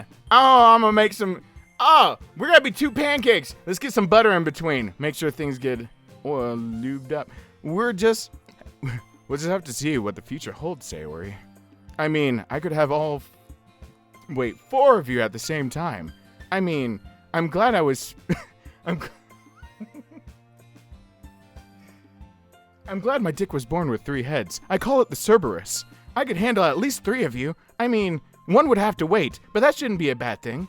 I pat Sayori on the shoulder. I said that more to myself than to her, but it's easy to use Sayori as an internal monologue sometimes. Okay. Yeah, let's do this. Leroy Jenkins. All right, so we got to write another poem. So I'm sorry if that went. I'm sorry. Let me just say, even when that goes places and I'm talking, I swear I'm paying attention. It's just that in my head now, these are completely fleshed out characters that I hope match up with how the story's written. Because in my head, already, we got Crazy Cat Lady, Yandere, Emo Hottie, and the one that wrangles them, which is kind of like wrangling cats, which don't say that around Sayori because she's going to tell you about the cats. So, yeah. Anyway, anyone that's, hey, Tubby, hello. Hi there. I said hi, Cece, right? Yeah. So anyone that's wondering, hello, hi, welcome to the stream. Let's get back to writing. We got to write a poem here. You see that poem? We got to write this. We got to make this a thing. And I still don't see a Monica little jumpy thing in the corner, but you know, we'll get over that. So let's make this happen. Okay, cool.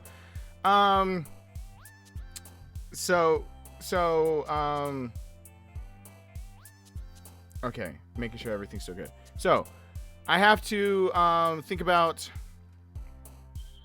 Yuri.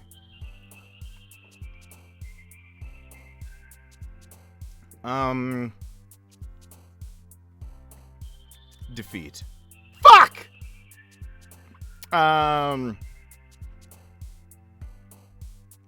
Tears. Where's a big word? Not sunny. Imagination, no. Frightening. No, hers was about the ghost, but it wasn't a ghost. Frightening. That sounds right. It's kind of scary, kind of. Yeah, there we go. Let's see. Yuri, come on, babe. We're gonna. It's gonna be bae. We're gonna make this happen. Melody, marriage, wrath. Shit, I don't want to. If I want to click wrath, just hold on. Save. Hold on. I want to click wrath just to see if she bounces. I'm really like. No, it's my girl that bounced for wrath. Good. Well, good. That's a good thing. But I assumed Yandere over there was gonna bounce up and down after that. You know, she's gonna cut a bitch and put a head on the pike. I mean, you know, totally her, not me. Her character. I didn't write her character. That's not me. All right. Vibrant, agonizing. I read that as vibrator. I don't know why. Pleasure treasure. Oh my god, that's what I'm gonna call vagina from here on out. A pleasure treasure. Can I uncover? Girl, let me get at that pleasure treasure. After image. No, maybe after image. Essence. Yeah. Okay. Tragedy is what I'm. Eternity. Ooh. Eternity. Yeah. Not an horror. Yeah, I'm getting it. I'm getting it now. I know how to make my girl bounce. Let's see. Whisper. Nope.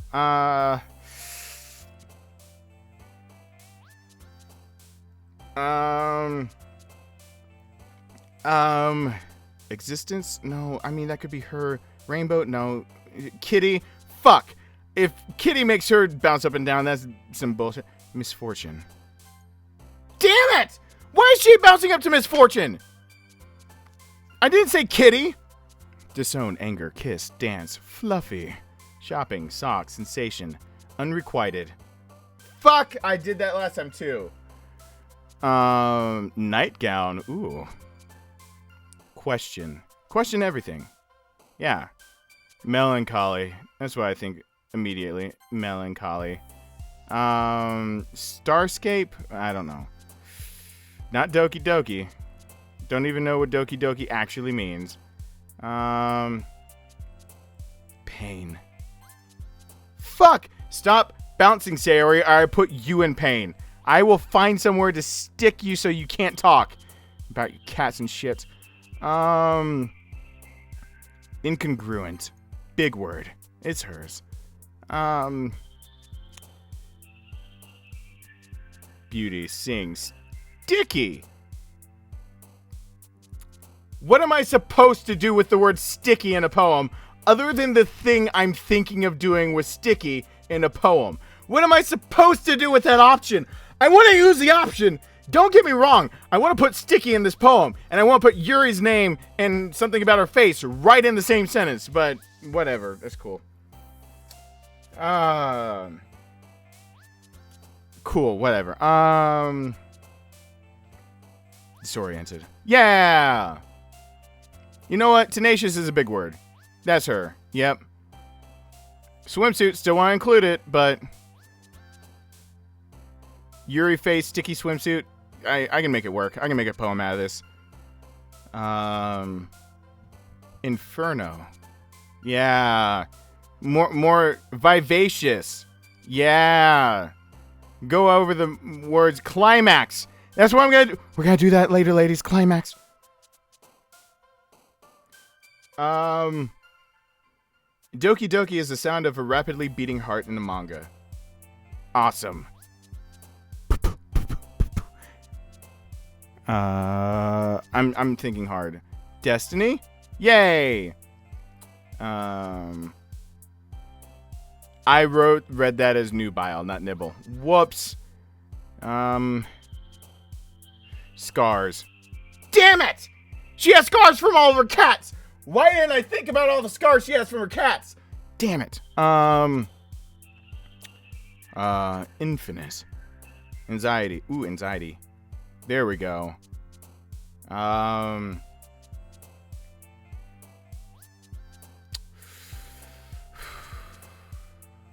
Insight. Yeah, I made her bounce. Bam. Bam. Yuri's gonna like me. Yuri's gonna like me. She's gonna like me. We're gonna get in that chair. Get in that chair. You see that chair? See that chair? It's right there. Not all the other chairs. You see in that closet? That closet door has been open this whole damn time. We're gonna get up in there. Alright.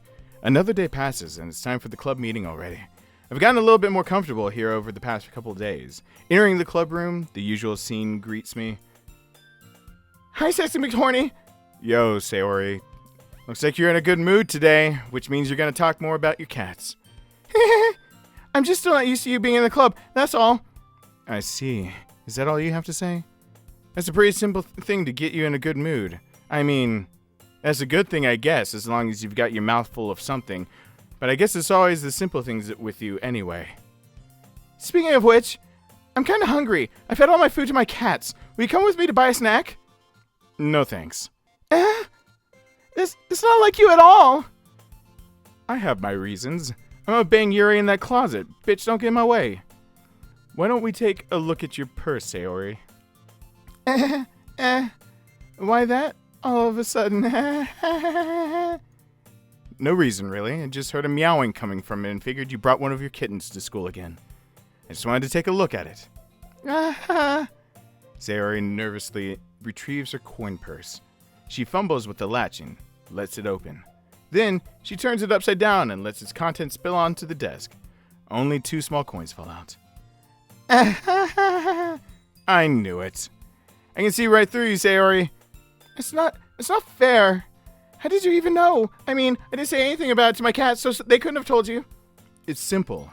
If you had enough money in the first place, you have bought a snack before coming into the club room. So either you're not hungry and want an excuse to take a walk. Oh, you might have been not hungry and want an excuse to take a walk. Oh, if I'm trying to put my penis in all of you, maybe I should have walked.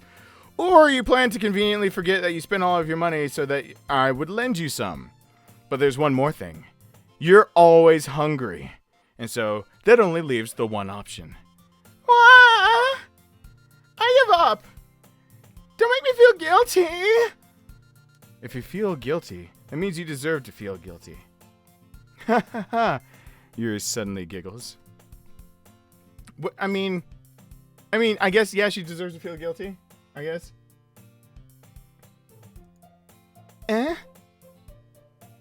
I didn't notice that she was listening in. Her face is in her book as always. Ah! Why is everyone like gasping when I come around? Oh! Death face. I wasn't listening or anything. I was just something in my book. Yuri! Tell Sexy McCorny to let me borrow some money. Don't get me involved like that, Sayori. Besides, you should only buy what you can responsibly afford.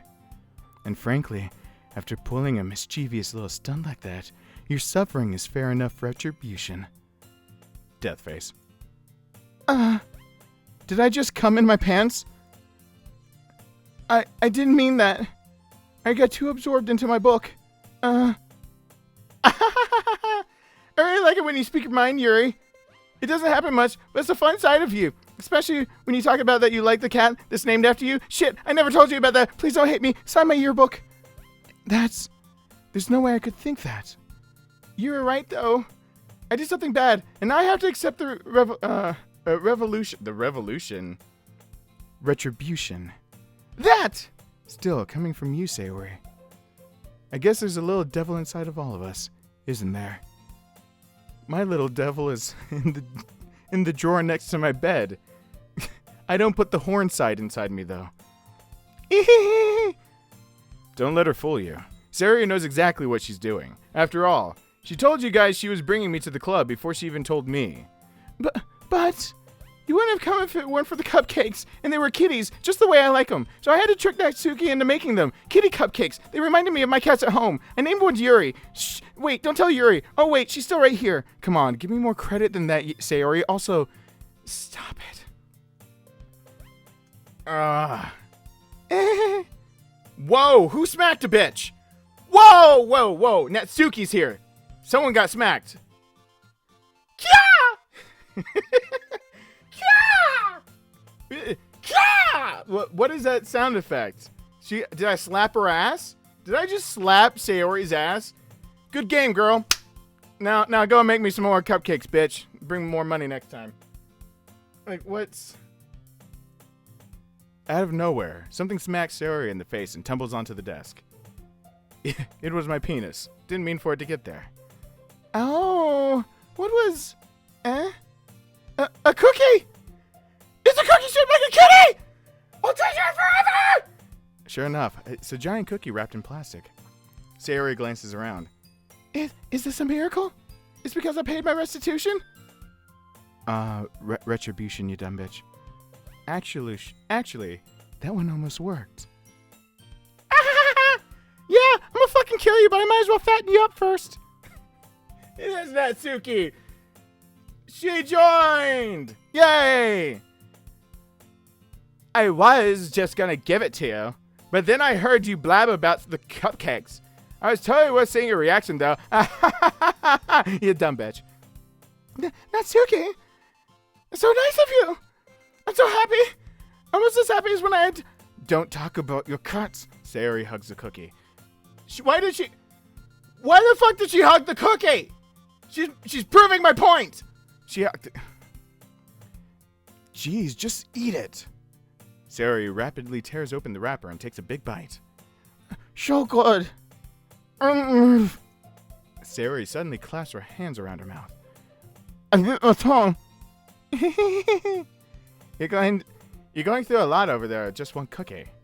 Natsuki takes a bite of her own cookie. Wait. Now I can do... It should be poison. Now I can do a voice of her biting her tongue. It looks like this is really good too, Natsuki. I guess I won't talk as much because I bit my tongue and it really hurts. Don't look at the blood coming from my mouth. It's really embarrassing. Sexy, look away, please. Can I try it? Jays, beggars can't be choosers. But here's this chocolate. Yeah, why do you think I gave you that one? Fine. Still, I'm really happy that you shared this one with me. Oh shit, I bit my tongue again. Sayori gets out of her seat and goes behind Natsuki, then wraps her arms around her. What? Why is she doing this? Why are they flirting? Ah, jeez, I get it. Cookie still in hand, Natsuki reaches up to nudge Sayori off her. Did she just take a bite of her cookie? You bitch! She's gonna put your head on a pike! Oh, God! Sayori suddenly leaned down and takes a bite out of Natsuki's cookie. Wow. Well, this can only go badly. Hey! Did you just seriously do that? Uh-huh. Mouthful, Sayori trots away to safety. Yeah, she's not safe here anymore. Yuri and I laugh as well. Jeez, you're such a kid sometimes. Monica, can you tell Sayori? Natsuki glances around. Monica isn't in the club room. Where's Monica anyway? Good question. Have any of you heard anything about her being late today? Not me. Yeah, I haven't either. That's a bit unusual. I hope she's okay. Of course she's okay. She's probably just had something to do today. She's pretty popular after all. You don't think she has a... I wouldn't be surprised. She's probably more desirable than all of us combined. Yuri, you're fucking wrong. I am totally gonna pound you to town. No, she's not more desirable than all of you. Why do you look like you got goose? Go clean up your bloody ass tongue, Sayori. Please, just... Anyway. That's true. Excuse me? Suddenly, the door swings open. Sorry, I'm super sorry. There you are. I didn't mean to be late. I hope you guys weren't worried or anything. Like it shows the clothes of a boyfriend after all. Wait, I did the Valley Girl with the bitten tongue. You still sound well. But, boyfriend? What on earth are you talking about? Monica quizzically glances at me. Never mind that. What held you up anyway? Well, my last period today was study hall. To be honest, I kind of just lost track of time. That makes no sense, though. You would have heard the bell ring at least. I must not have heard it, since I was practicing piano. Piano? I wasn't aware you played music after, as well, Monica. I don't really. I kind of just started recently. I've always wanted to learn piano. That's so cool. You should play something for us, Monica. Monica looks at me. Maybe once I get a bit better, I will. Yay! That sounds cool. I'd also look forward to it. Is that so? In that case, I wouldn't let you down, sexy McHorny. Whoa! She just ass blasted the rest off the fucking screen. What just happened there? She just did a flying butt to her right, her left, my right, and all of a sudden the rest just flew like Yuri is dead out of that window because she just got knocked out the second floor building. Like, what? I didn't mean any pressure or anything like that. Don't worry. I've been practicing a whole lot recently, and I really love the chance to share it once I'm ready. I see. In that case, best of luck. Thanks. So I didn't miss anything, did I? No, not really. I choose to leave out Sayori's mischievous escapade. I'm sure Natsuki will end up complaining to her anyway. It looks like everyone has already settled down. Sayori somehow already finished her entire cookie and bandaged her tongue. I didn't know you could put a bandage on a tongue, but now that I see it, I'm hoping it keeps her from talking about her cats. Yuri is back in her book, and Natsuki disappeared into the closet. Natsuki! Get out the fucking closet! It's me and Yuri in the closet, not you! Get out my fucking closet! I'm sorry, it was just a little outburst.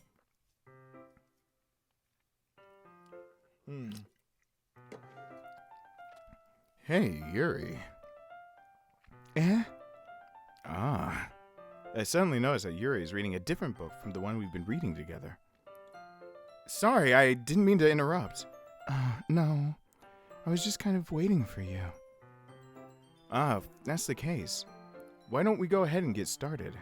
Yes, let's. Actually, I have a request. Do you mind if I make some tea first? Not at all, baby. Thanks very much. If there's one thing that can make my reading time here any better, it's a nice cup of tea. Not to mention for yourself as well. Yuri stands up and makes her way to the closet. I follow and watch as she retrieves a small water pitcher from the shelf, the kind with a filter inside. Can you hold this for a second? Sure, baby. Yuri hands me the water pitcher and also fetches an electric kettle. I've had the discussion of electric kettles recently. I'm going to plug this in at the teacher's desk, and then we'll go get some water. She walks past me and sets the kettle down on the teacher's desk. I simply watch her movements. To my surprise, the way she moves really contrasts her speaking mannerisms. I mean, I looked at that ass and I was like, dang girl, I didn't know, but dim hips don't lie. Aw, are you Shakira? Especially because of her long leg. Oh, never mind, long legs. Ooh, girl, you got legs for days. Wonder if I trace every inch up the way? Yuri appears elegant and methodical. Okay, may I have the water pitcher? Thanks, I'll be right back. I might as well walk with you. I mean, I don't know if I like it better coming or going, so I kind of got to watch you go and come and before I come with you. Yeah, why not? Shall we go then? Yeah, we should. Where are you two off to? Yeah, wow. She really did just cut in there, didn't she? She was just like, where are you two off to? Don't go anywhere. This is my club. He's my dick. Yuri was gonna make some tea, so don't notice us. I suddenly realized how weird it sounds to explain this to Monica. We're just filling the water pitcher. Okay. Sorry, I was just a bit curious. It's kind of a one-person job, isn't it? That's...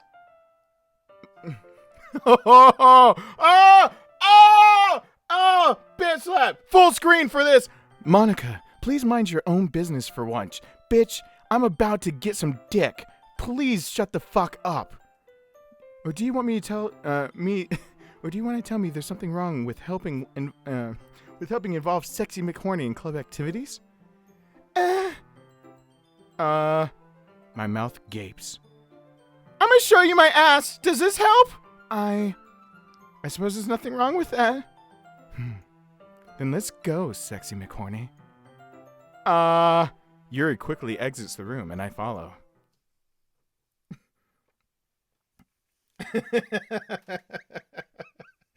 Oh God, now we're alone. Now shit's gonna get serious. We're alone. Once in the hallway, she suddenly puts her forehead against the wall.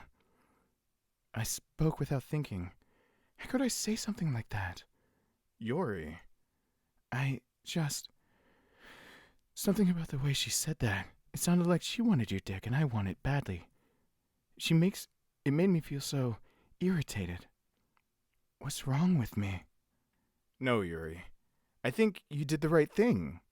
I wasn't expecting it, but it's also not right for Monica to judge people like that. Sexy McHorny. How come even when I do something bad, you're being nice to me? Because nothing that you do is as bad as you make it seem in your head. Nobody's perfect. We have emotions, and we can't always hide them anyway. Damn, my boy Sexy McHorny over here really knows how to bring it home when he needs to. Jesus. Wow. First he's just like, I want to get with every girl in this group. And now that he's alone with one of them, he's like, let me talk about your girl. Let me talk about your emotions. Let me also sing. Can I act like I'm Boyz II Men real quick? Oh, girl. Baby girl. Like, what the hell? He's just going to break out into song. And like all pants and panties drop immediately. We have emotions, and we can't always hide them away.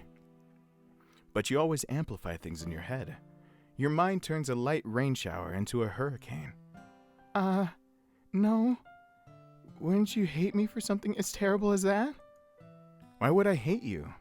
I can't hate someone for having emotions. What kind of friend would do that? Friends, you say? Is that with or without benefits? Yuri lifts her head. Sexy McHorny, I really like being friends with you. It's not what I wanted to say, but I said it anyway. Thanks, Yuri. I like being friends with you, too. I felt kind of awkward saying something like that, but I'm doing my best to help Yuri feel better. Anyway. Yeah. Shall we go? Yeah, we should go. Into that closet. Yuri and I walk into the nearest water fountain. She got wet. Once we fill up the water pitcher, we return to the classroom.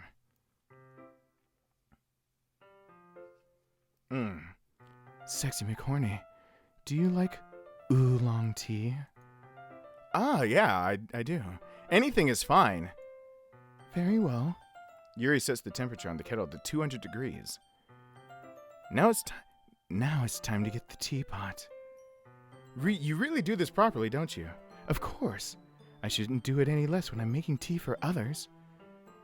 Even if I'm not an expert on tea or anything, I gotta sneeze so badly.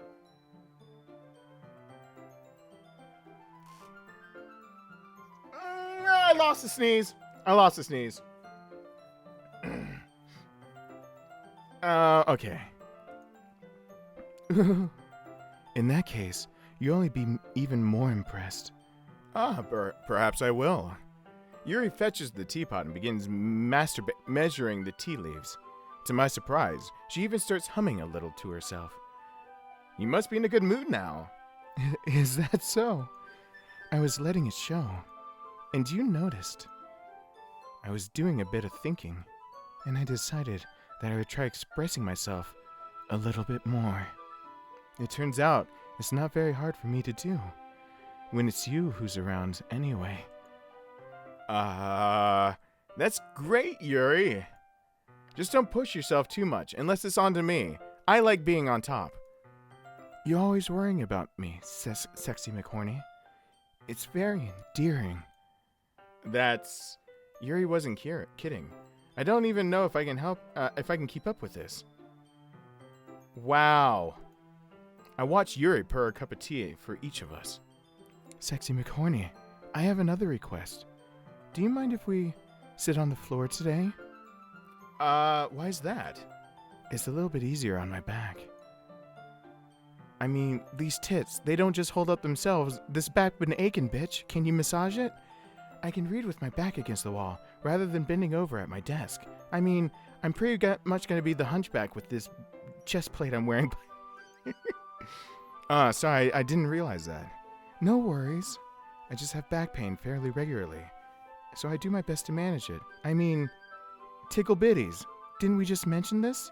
Please notice my chest. Is that so? I wonder why that is. Wait. I did not just call something that is actually going to be done in this game, did I? I did not just make an offhanded joke when they're going to say, I wonder why that is you have back pain, and then they're going to make a... Okay. Oh my god.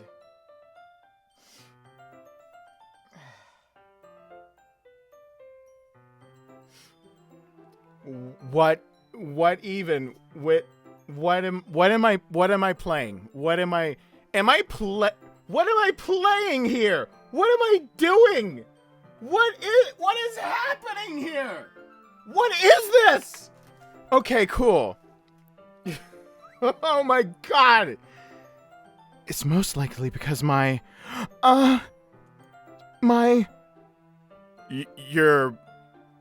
posture, right? Your posture. We were talking about your posture, which I'm totally okay with. The way you don't button that top button and your posture being bad, I can see right down that blouse and man, are you banging under there. Always hunched over like that while reading. Yes. I have terrible reading posture. So that's why we should sit on the floor. Everybody do the dinosaur. Fair enough. I'll just go ahead and get the book. I retrieved the book from my bag. I have some chocolate as well. It's a bag of small chocolate candies that I kept hidden from Sayori's candy radar. I take it, since it'll go well with the tea. Yuri and I then sit against the wall, teacups at our sides. As if in sync, we assume the same reading position as last time, each holding one half of the book. Except this time, our bodies are even closer to each other. I can't see too well. Yuri slides closer until our shoulders are touching. Uy! Muy caliente! Oh, it gets hot. Oh! I better take a sip of water. This shit's getting hot. Oh, God. Ooh. Yuri slides closer until our shoulders are touching. How am I supposed to focus on reading like this? Yuri was always kind of cute, but when she's being less apprehensive, it's almost more than I can handle. I mean, totally can handle her. I guarantee. I will handle her day and night. I will pound her one side of that closet to the other. I hope that closet has a locking door, because shit, we're gonna make some noise. I hear we might bump into Sayori's cat, but fuck that bitch. Your teacup. Yuri hands me my teacup. Holding it with my hand that's not holding the book, I end up in a position that makes it even harder to focus. Because now, I need to worry about making sure I don't accidentally touch her chest. Meanwhile, Yuri hasn't noticed a single thing. She wears her intense reading expression, and I can only presume the world around her has faded away. I use all of my willpower to focus on reading, but dim tiggle bitties. After a few minutes, I finally managed to relax a little, especially my penis, which had accidentally gotten caught between two of the bars of the desk. It was really awkward, as I was starting to fall asleep on my right leg, and needed to move, yet was afraid that bending it would cause me to shriek out in pain, and for her to actually look down. My penis is very large, and it is quite a big... Okay, I'm going to just continue going on. I'm sorry with the improv. I don't know where it's coming from. I put the teacup between my legs, which is a bad place because now I have to balance it precariously on the stilt that's between my legs, and fumble with the chocolate wrapper. Sorry. I briefly let go of the book to finish opening the wrapper. You can have as much as you want. Of my penis. That's okay. I won't take any. Are you sure? I just offered you chocolate, bitch. Aren't you a female? Take the damn chocolate. Well, if I touch it, then I might accidentally touch your penis, and oh boy, I'ma come instantly. Then you might get smudges on the page. Oh, you're right. I didn't even think about that. I didn't even think about smudging the page and the desk and the floor. I've been holding this jizz in for months. It's gonna go everywhere. My bad. No need to apologize. I'll hold the book, okay? Are you sure? Of course.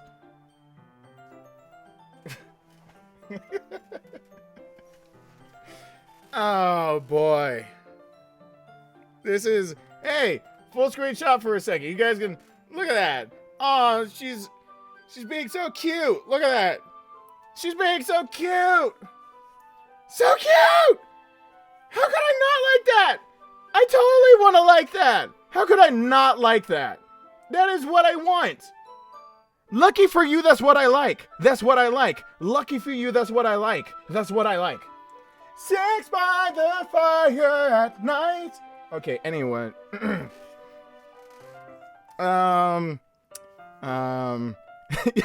Yeah, Ellie, we're reading the Kama Sutra. That's actually what we're doing.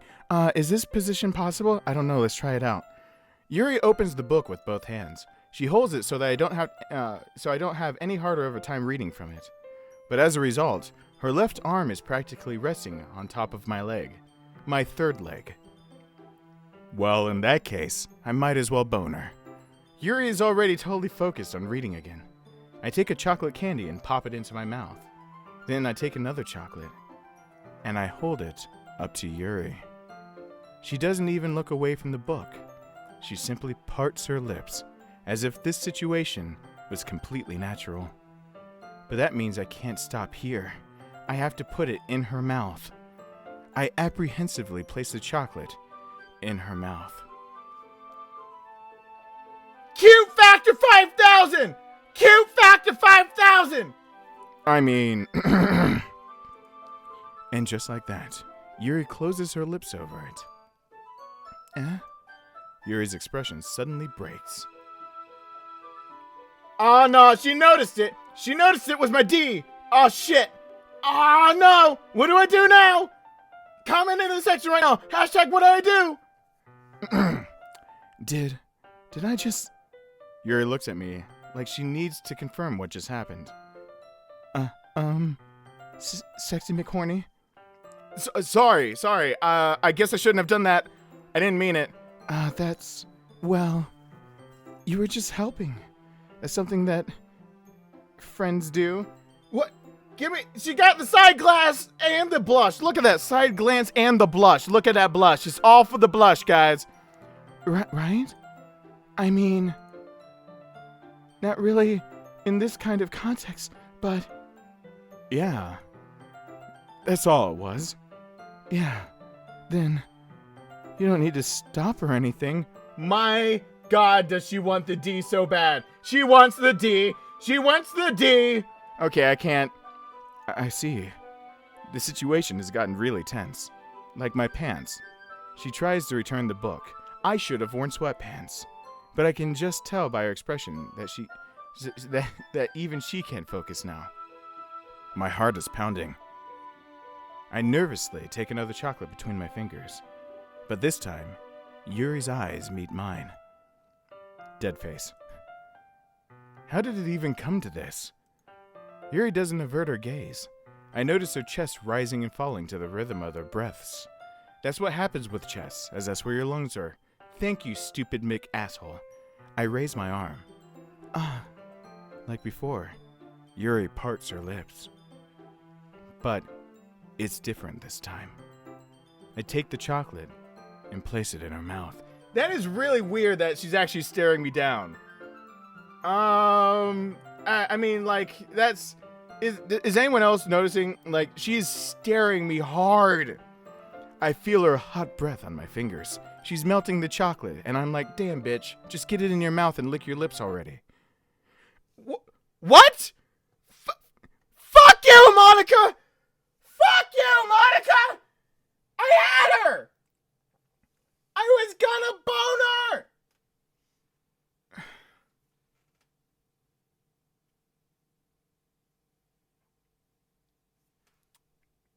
Monica, you're on my shit list.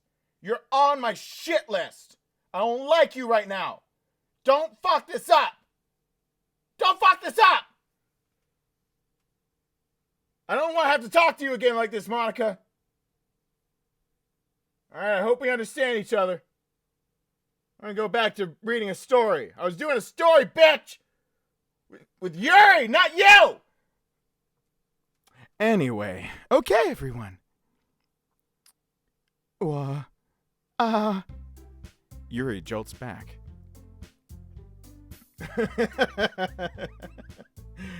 It's time to share poems. Sexy McHorny, can you help Yuri put away the tea stuff? You can help Yuri put away the tea stuff, right? Yeah, of course. Okay, thanks. The spell is abruptly broken. She also has that face like maybe she just wet her panties a little. She's ashamed of it. I'll take care of the cups. Yeah. Those big cups on your chest. Yuri picks up the teacups from the floor. She also does the dinosaur. I pick up the bag of chocolates. In the end, we hastily clean up without so much as a word between us. I get the feeling that this is something neither of us will have had the courage to bring up. Monica really oh, son of a bitch. Oh, God, I have to talk to the rest of them, too. Yuri, baby, let's talk. Let's see what you've written for today. Dead face. Longer mouth, dead face. Yuri stares at the poem with a surprised expression on her face. Do you like it? Sexy McHorny. This one might even be better than yesterday's. Wait. He said days have been going by, he's getting used to it. I wrote a poem the second day. Why is she saying it's yesterday's? Do I just write a lot of I guess I write a lot of poems now. How do you even pick up on this so quickly? Just yesterday, I was telling you the kind of techniques worth practicing. Maybe that's why you did a good job explaining. I really wanted to try giving it more imagery. Yuri visibly swallows.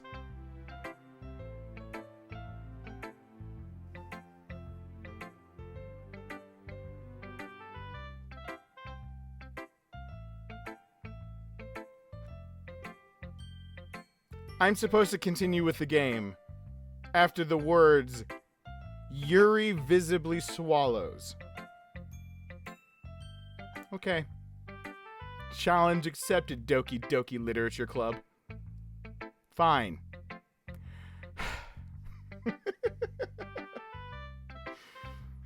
Even her hands appear sweaty.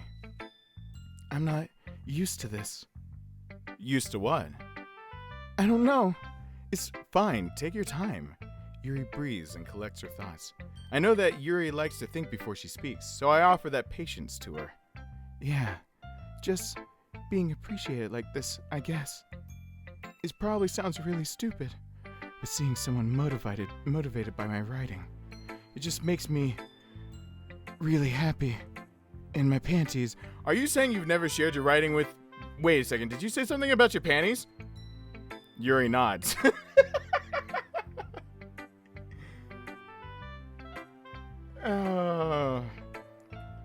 Really? I don't believe it. I really only write for myself, and besides, people would just laugh at me. Do you really think that? Again, Yuri nods. Huh. Even your close friends? Dead face. Yuri doesn't respond to that. I wonder why. I walk this lonely road, the only one that Yuri's walked before. Because she's lonely. She has no friends. Anyway, do you want to share the poem you wrote today? Yeah, I do. If it's with you. Ooh, God, whoa, we're getting wordy here. All right, girl, let's make this happen.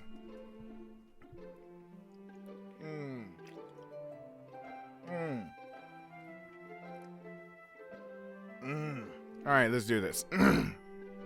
By the way, thank you guys that are still watching. That is, for a game that's supposed to be not appropriate for people easily disturbed or for kids, this game is starting off for now 2 hours and 30 minutes like it is like a little teenage boy's fantasy of boning every girl in his class.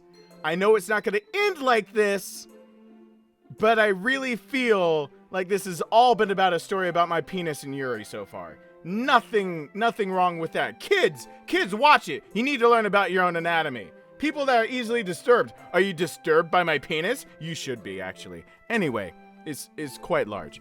The raccoon. I'm gonna get the mic really close so I can just whisper the poem. It happened in the dead of night, while I was slicing bread for the guilty snack. My attention was caught by the scuttering of a raccoon outside my window. That was, I believe, the first time I noticed my strange tendencies as an unordinary human. I gave the raccoon a piece of bread, my subconscious well aware of the consequences, well aware that a raccoon that is fed will always come back for more. The enticing beauty of my cutting knife was the symptom. The bread, my hungry curiosity. The raccoon, an urge. The moon increments its place and reflects that much more light off of my cutting knife. She's gonna cut a bitch. That very same light that glistens in the eyes of my raccoon friend. I slice the bread, fresh and soft. The raccoon becomes excited. Or perhaps I'm merely projecting my emotions onto the newly satisfied animal. The raccoon has taken to following me.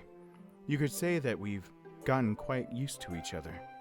The raccoon becomes hungry more and more frequently, so my bread is always handy. Every time This is a very sexual poem. Every time I brandish my cutting knife, the raccoon shows me its excitement. A rush of blood. Classic Pavlovian conditioning. I slice the bread, and I feed myself again. Whoa,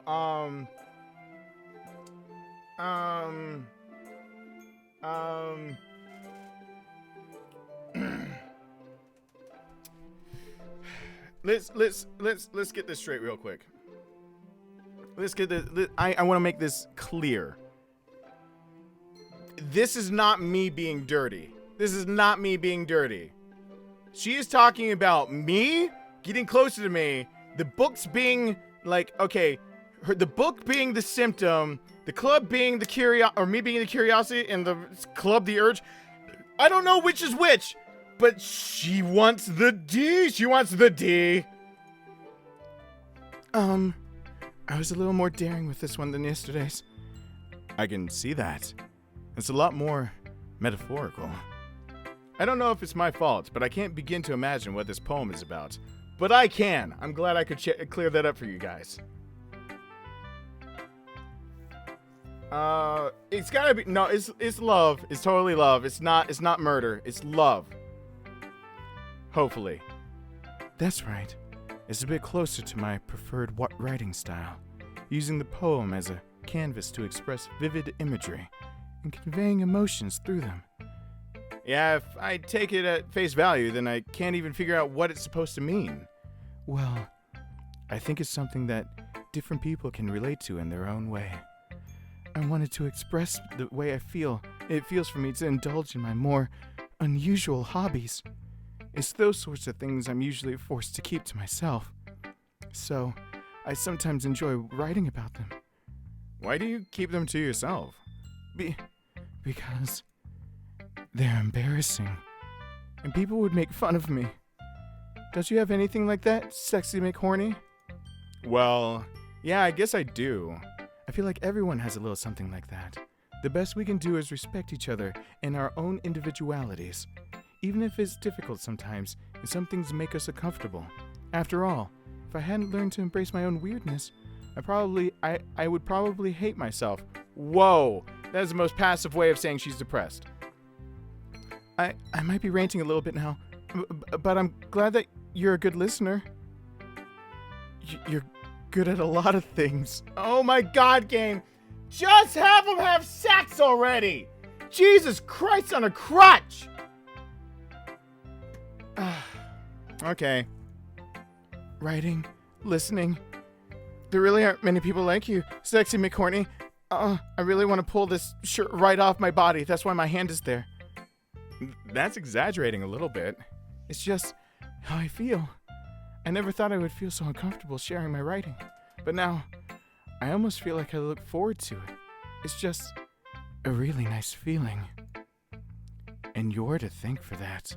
How could I ever thank you? It's nothing really. Wait, did you say you could thank me for that? Yuri smiles sincerely at me. I think she wants the D. For just a moment, her timidness seems to disappear. Well, guys, this is pretty much the episode where I figure out how to get Yuri and my D to her. But we're gonna go ahead and listen to the other people's bullshit, because apparently I've got to go through that. What am I willing to do now? I think I'm willing to do Valley Girl accent. I'll do Valley Girl. I liked your last one better. Really? Well, yeah. You can tell you're a little more daring with this one. But you're really not good enough for that yet. It felt flat, like my chest. That may be true, but I just wanted to try something different. I'm still figuring all this out. I mean, I always like poems that aren't trying too hard. I mean, speaking of hard things, wait, I'm supposed to be a tsundere bitch unless I'm a yandere. Then fuck you. Head on a pike. Don't look at me like that. I will cut you. I mean, I hate it when people try to sound fancy or add more meaning just by using annoying and complicated language. Just make it simple, cute, and to the point, like my hair or this knife I'm holding.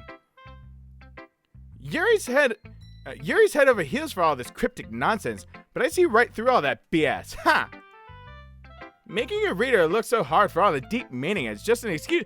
Shut up, bitch! Just because I didn't write it for you doesn't mean you make fun of it. I wrote it for Yuri. Yuri likes my D. We ate some chocolate together. I had her tea. I ain't touching your tea. Go take your pink bubblegum hair out somewhere else. Save your insults for them. Take your kitty poetry. Make some cookies. Make them like a cat. Take them to Sayori. Make her bite her tongue again so we don't have to listen to her bullshit while we walk home. I mean, what? I mean, I guess that's one way to look at it. Or Or the other things I said. You don't have to pay attention to the other things I said. I'm gonna just look over here. Da, da, da, da, da, da, da, da. I can't whistle right now. Well, everyone has their own opinion, and mine is very strong, and is met, and resistance is met with blunt objects and knives. I have a graveyard in my backyard. But my opinion is the best opinion. I'm sure you figured that out already. Anyway, here's my poem. Maybe you'll learn something. Like how to bury a bitch after you have to smack her up one. I also found out that... okay. Let's read her stupid poem. Cool. Amy likes spiders. You know what I heard about Amy? Amy likes spiders. Icky, wriggly, hairy, ugly spiders. That's why I'm not friends with her. Amy has a cute singing voice. I heard her singing my favorite love song. Every time she sang the chorus, my heart would pound to the rhythm of the words. But she likes spiders. That's why I'm not friends with her. One time, I hurt my leg really bad. Amy helped me up and took me to the nurse. I tried not to let her touch me. She likes spiders, so her hands are probably gross. That's why I'm not friends with her. Amy has a lot of friends. I always see her talking to people. She probably talks about spiders. What if her friends start to like spiders too? That's why I'm not friends with her. It doesn't matter if she has other hobbies. It doesn't matter if she keeps it private. It doesn't matter if it doesn't hurt anyone. It's gross. She's gross. The world is better off without spider lovers. And I'm gonna tell everyone. What the fuck, Natsuki?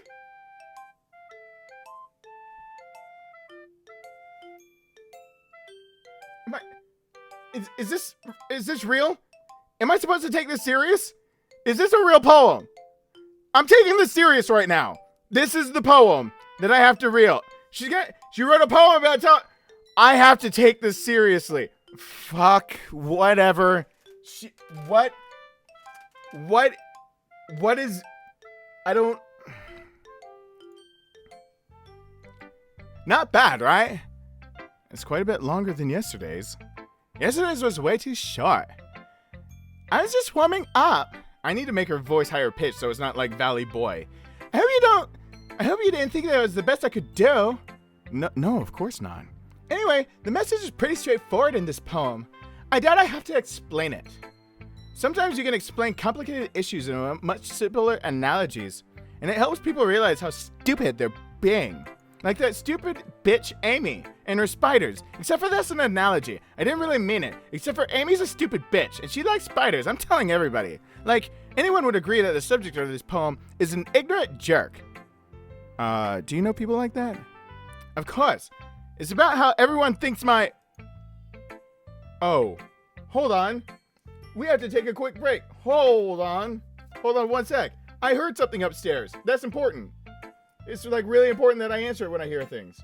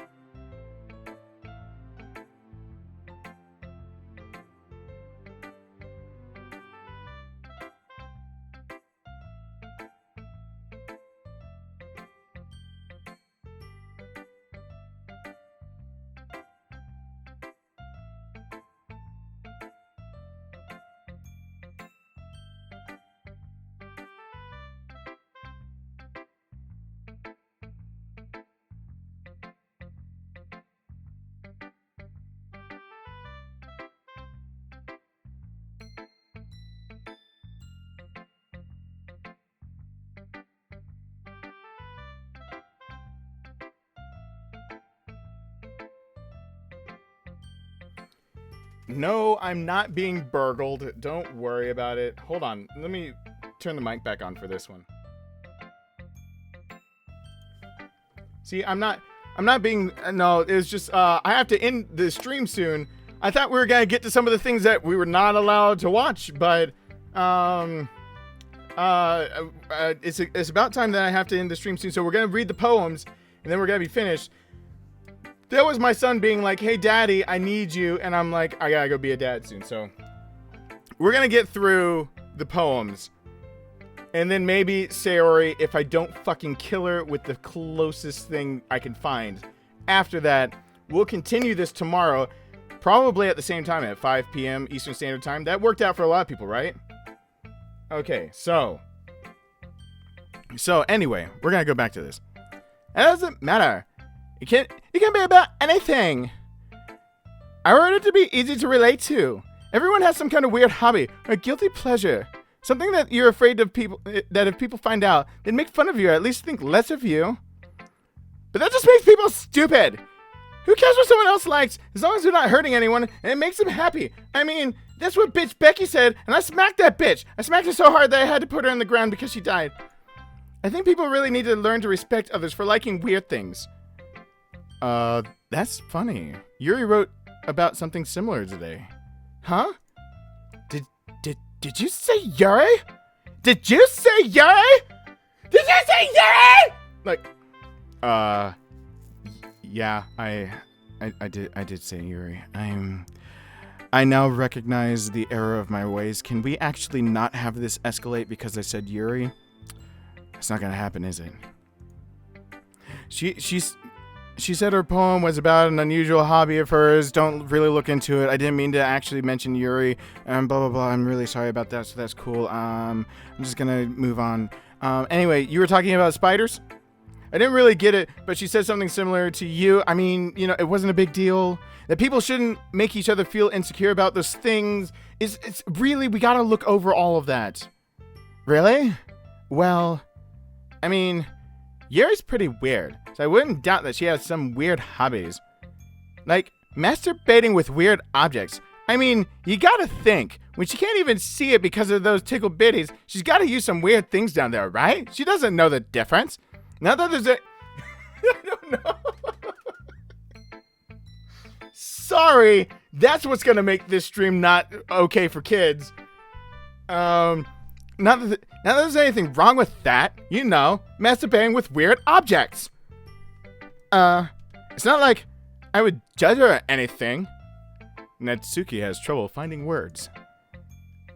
I guess I should try not to be so mean to her. If she feels insecure about her weird behaviors and stuff. I mean, I always hate people who make me feel insecure. And Yuri made me feel insecure yesterday. But the way you put it, it sounds like she's learned her lesson. Well, I would say so, yeah, okay. Even her writing style is really different. I'm sure she'll even her writing style is really different. I'm sure she'll appreciate the message in your poem. It's what I do best, after all. I don't like writing useless unless there's a good message to take away from it. Like, conveying emotion is important. Like the emotion this pink hair should be conveying onto you. Like, you're the only man for me. Everyone else must die. I mean, I didn't say that out loud. I'm supposed to be a bitch, but I like cute things. Please love me. I kill other women. But I want to make people think, not just feel. Remember that. I'm going to write a good one for you tomorrow, too. So look forward to it. Yeah, and she's literally going to do it for tomorrow, so.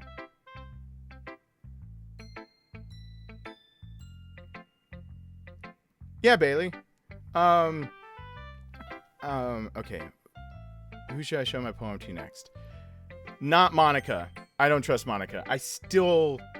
Monica's kind of weird. Dead face. Oh, I like this one. Sexy McCorny. It has some nice feelings in it. I'm glad. Does that mean it's better than yesterday's? Wait, oh crap, wrong voice. Does that mean it's better than yesterday's? Let me think. I don't know. Neither of them had cats in it. I guess I like them both. It's not very helpful, you know. Well, I'm not very good at figuring out if poems are good or bad. Do I hear something again? Hold on. Not yet! Hold on! That's my son really badly being like, isn't there time? Hold on. But that's why I just go by my heart. If it makes me feel things, then it must be a good poem. I'm not sure that's exactly how it works. Then again, I guess conveying feelings is a pretty important part of the whole thing. Yeah, maybe. Honestly, I don't even know what kind of writing you like in the first place. Good God, is it weird not having something covering an ear while I'm recording? That's not something that's weird. Yeah. Me neither. Why don't you at least try giving it some thought? You want to write something for me? That's so sweet. Yeah, right. But you're always thinking about other people. You need to think about yourself once in a while. If you don't, you might end up getting hurt at some point. Well, I don't really know what you mean, but I'll try to keep that in mind. My cats never hurt me, unless they scratch me, but they don't mean it. They always apologize. Well, whatever. Anyway, let's see. I guess I like happy poems. Wait, sometimes I like sad poems too. Fuck, that's why the sad stuff keeps hitting with her. That's why sad happened with her too. Sometimes a little bit of both. There's a word for that, right? The dichotomy is weird. It's, yeah. What's the word you're looking for? You probably don't know the word. It's cool. Bittersweet. That is not what I was going for. Yeah. I like things that are happy and things that are sad. Wait. I like things that are happy and things that are sad. Kind of like when someone wrote something in my yearbook and it was really happy, but it ended really sad because I realized it was the end of the year. Are you guys on my yearbook yet? I made a page just for you. Please sign it. Happy and sad? I can't see you liking something sad, Sayori. Well, I like happy the most. But sometimes when you have a little rain cloud in your head, a sad poem can give you a rain cloud a little hug. And make a nice happy rainbow! Sayori, that's unexpectedly poetic. Why didn't you write that shit down instead of about your fucking cats? I hate the shit you write. It is? Maybe I'm getting better at expressing my feelings after all. Thanks, Sexy Me Corny. I should go write that down then. Would you care to read my poem now, okay? Okay. Bottles. I pop off my scalp. I'm gonna start over with not a dirty mind. I pop off my scalp like the lid of a cookie jar. It's the secret place where I keep all my dreams. Little balls of sunshine all rubbing together like a bundle of kittens. She mentioned the kittens, not me. I reach inside with my thumb and forefinger and pluck one out. It's warm and tingly. But there's no time to waste. I put it in a bottle and keep it safe. And I put the bottle on a shelf with all the other bottles. Happy thoughts, happy thoughts, happy thoughts in a bottle, all in a row. My collection makes me lots of friends. Each bottle is starlight to make amends. Sometimes my friends feel a certain way. Down comes the bottle to save the day. Night after night, more dreams. Friend after friend, more bottles. Deeper and deeper my fingers go. Like exploring a dark cave. Discovering the secrets hiding in the nooks and crannies. Digging and digging. Scrapping and scrapping. I don't have much time left in this stream. I need to save it. Can I save it right here? I need to save it for this poem. Are you kidding me? Alright. I blow dust off my bottle's cap. It doesn't feel like time elapsed. My empty shelf could use some more. My friends look through my locked front door. Finally, all done. I open up, and in come my friends. In they come in such a hurry. Do they want my bottles that much? I frantically pull them from the shelf, one after the other, holding them out, each and every friend, each and every bottle. But every time I let one go, it shatters against the tile between my feet. Happy thoughts, happy thoughts, happy thoughts in shards all over the floor. They were supposed to be for my friends who aren't smiling. They're all shouting, pleading, something. But all I hear is echo, echo, echo, echo, echo. Inside my head. Wow, she got deep. Holy crap. Sayori, did you really write this? Of course I did. I didn't tell you yesterday I was going to write the best poem ever? Whoa, I did the accent. Whoops. Yeah, but, I didn't expect something like this to come from you. Monica taught me a whole lot. And I've been really in touch with my feelings recently. I see that. It's almost kind of creepy. Creepy? Well, not exactly. Maybe because I'm so used to you being cheerful. Well, never mind. I'm thinking too hard about it. The point is, it came out good, so you should be proud of it. Thanks. I feel like it was meant to express myself this way. It even helps me understand my own feelings a bit better, like why I love my cat so much. Writing is like magic, but it can never bring back my dead ones. I miss fluffers. You've gotten pretty passionate about this, huh? I hope you keep it up. Yeah! Writing's the best. I'm gonna keep writing until I die, which might be tomorrow if Natsuki has anything to say. What did you say, bitch? Did you say something about dying? I will cut you and put you in the backyard. I think Natsuki heard me talk about that. I don't want to die yet. I can't die yet. Who will take care of my cats? Don't get ahead of yourself. Sayori is always in the habit of getting obsessed with something before dropping it no more than a week later. I wonder if this is one of those times. But seeing the passion in her eyes makes it hard for me to be pessimistic. And that is actually where I have to stop it. Because at 8 o'clock was going to be my stop time. And it's so close that I don't think I can get through Monica's story stuff. So, thank you guys so much for watching. This has been interesting. I'm hoping I'm gonna save. I'm gonna save it right there. And what I'm hoping is that I actually cut it off in a place to where when we get back to this tomorrow, the weirdness that comes out of this, the idea that this game is kind of more like off and not meant for kids, is gonna start making itself known. So hopefully by tomorrow, when we start like doing all this and playing this, then it's going to be like a really cool experience and we'll figure it all out together. 5 p.m. tomorrow, Eastern time. That would be like 2 p.m. If you're on the West Coast. And if you're in a different country, you got to figure out them time zones. Because I'm talking about like East Coast of the United States, 5 p.m. So, thank you guys so much for watching. Hope you guys enjoyed. We're going to continue it tomorrow. It's going to be fun. Fun times. Not getting murdered by Natsuki. That's what we're going to also try to do. So, thank you guys again. I hope you guys enjoyed. Asahi, Ellie, Kendra, Dominus, Kevin, Angry Meerkat, Kevin. Did I say Kevin already? Maybe I didn't. Hydroelectric Jellyfish, Jennifer. Hey, Jennifer, you've been back there. Hello. Pringian. Don't you worry about that. Well, great. Tubby, Mautu, Jay. Good night, everyone. Thank you so much for being here. I hope to see you guys back tomorrow for it. So, bye.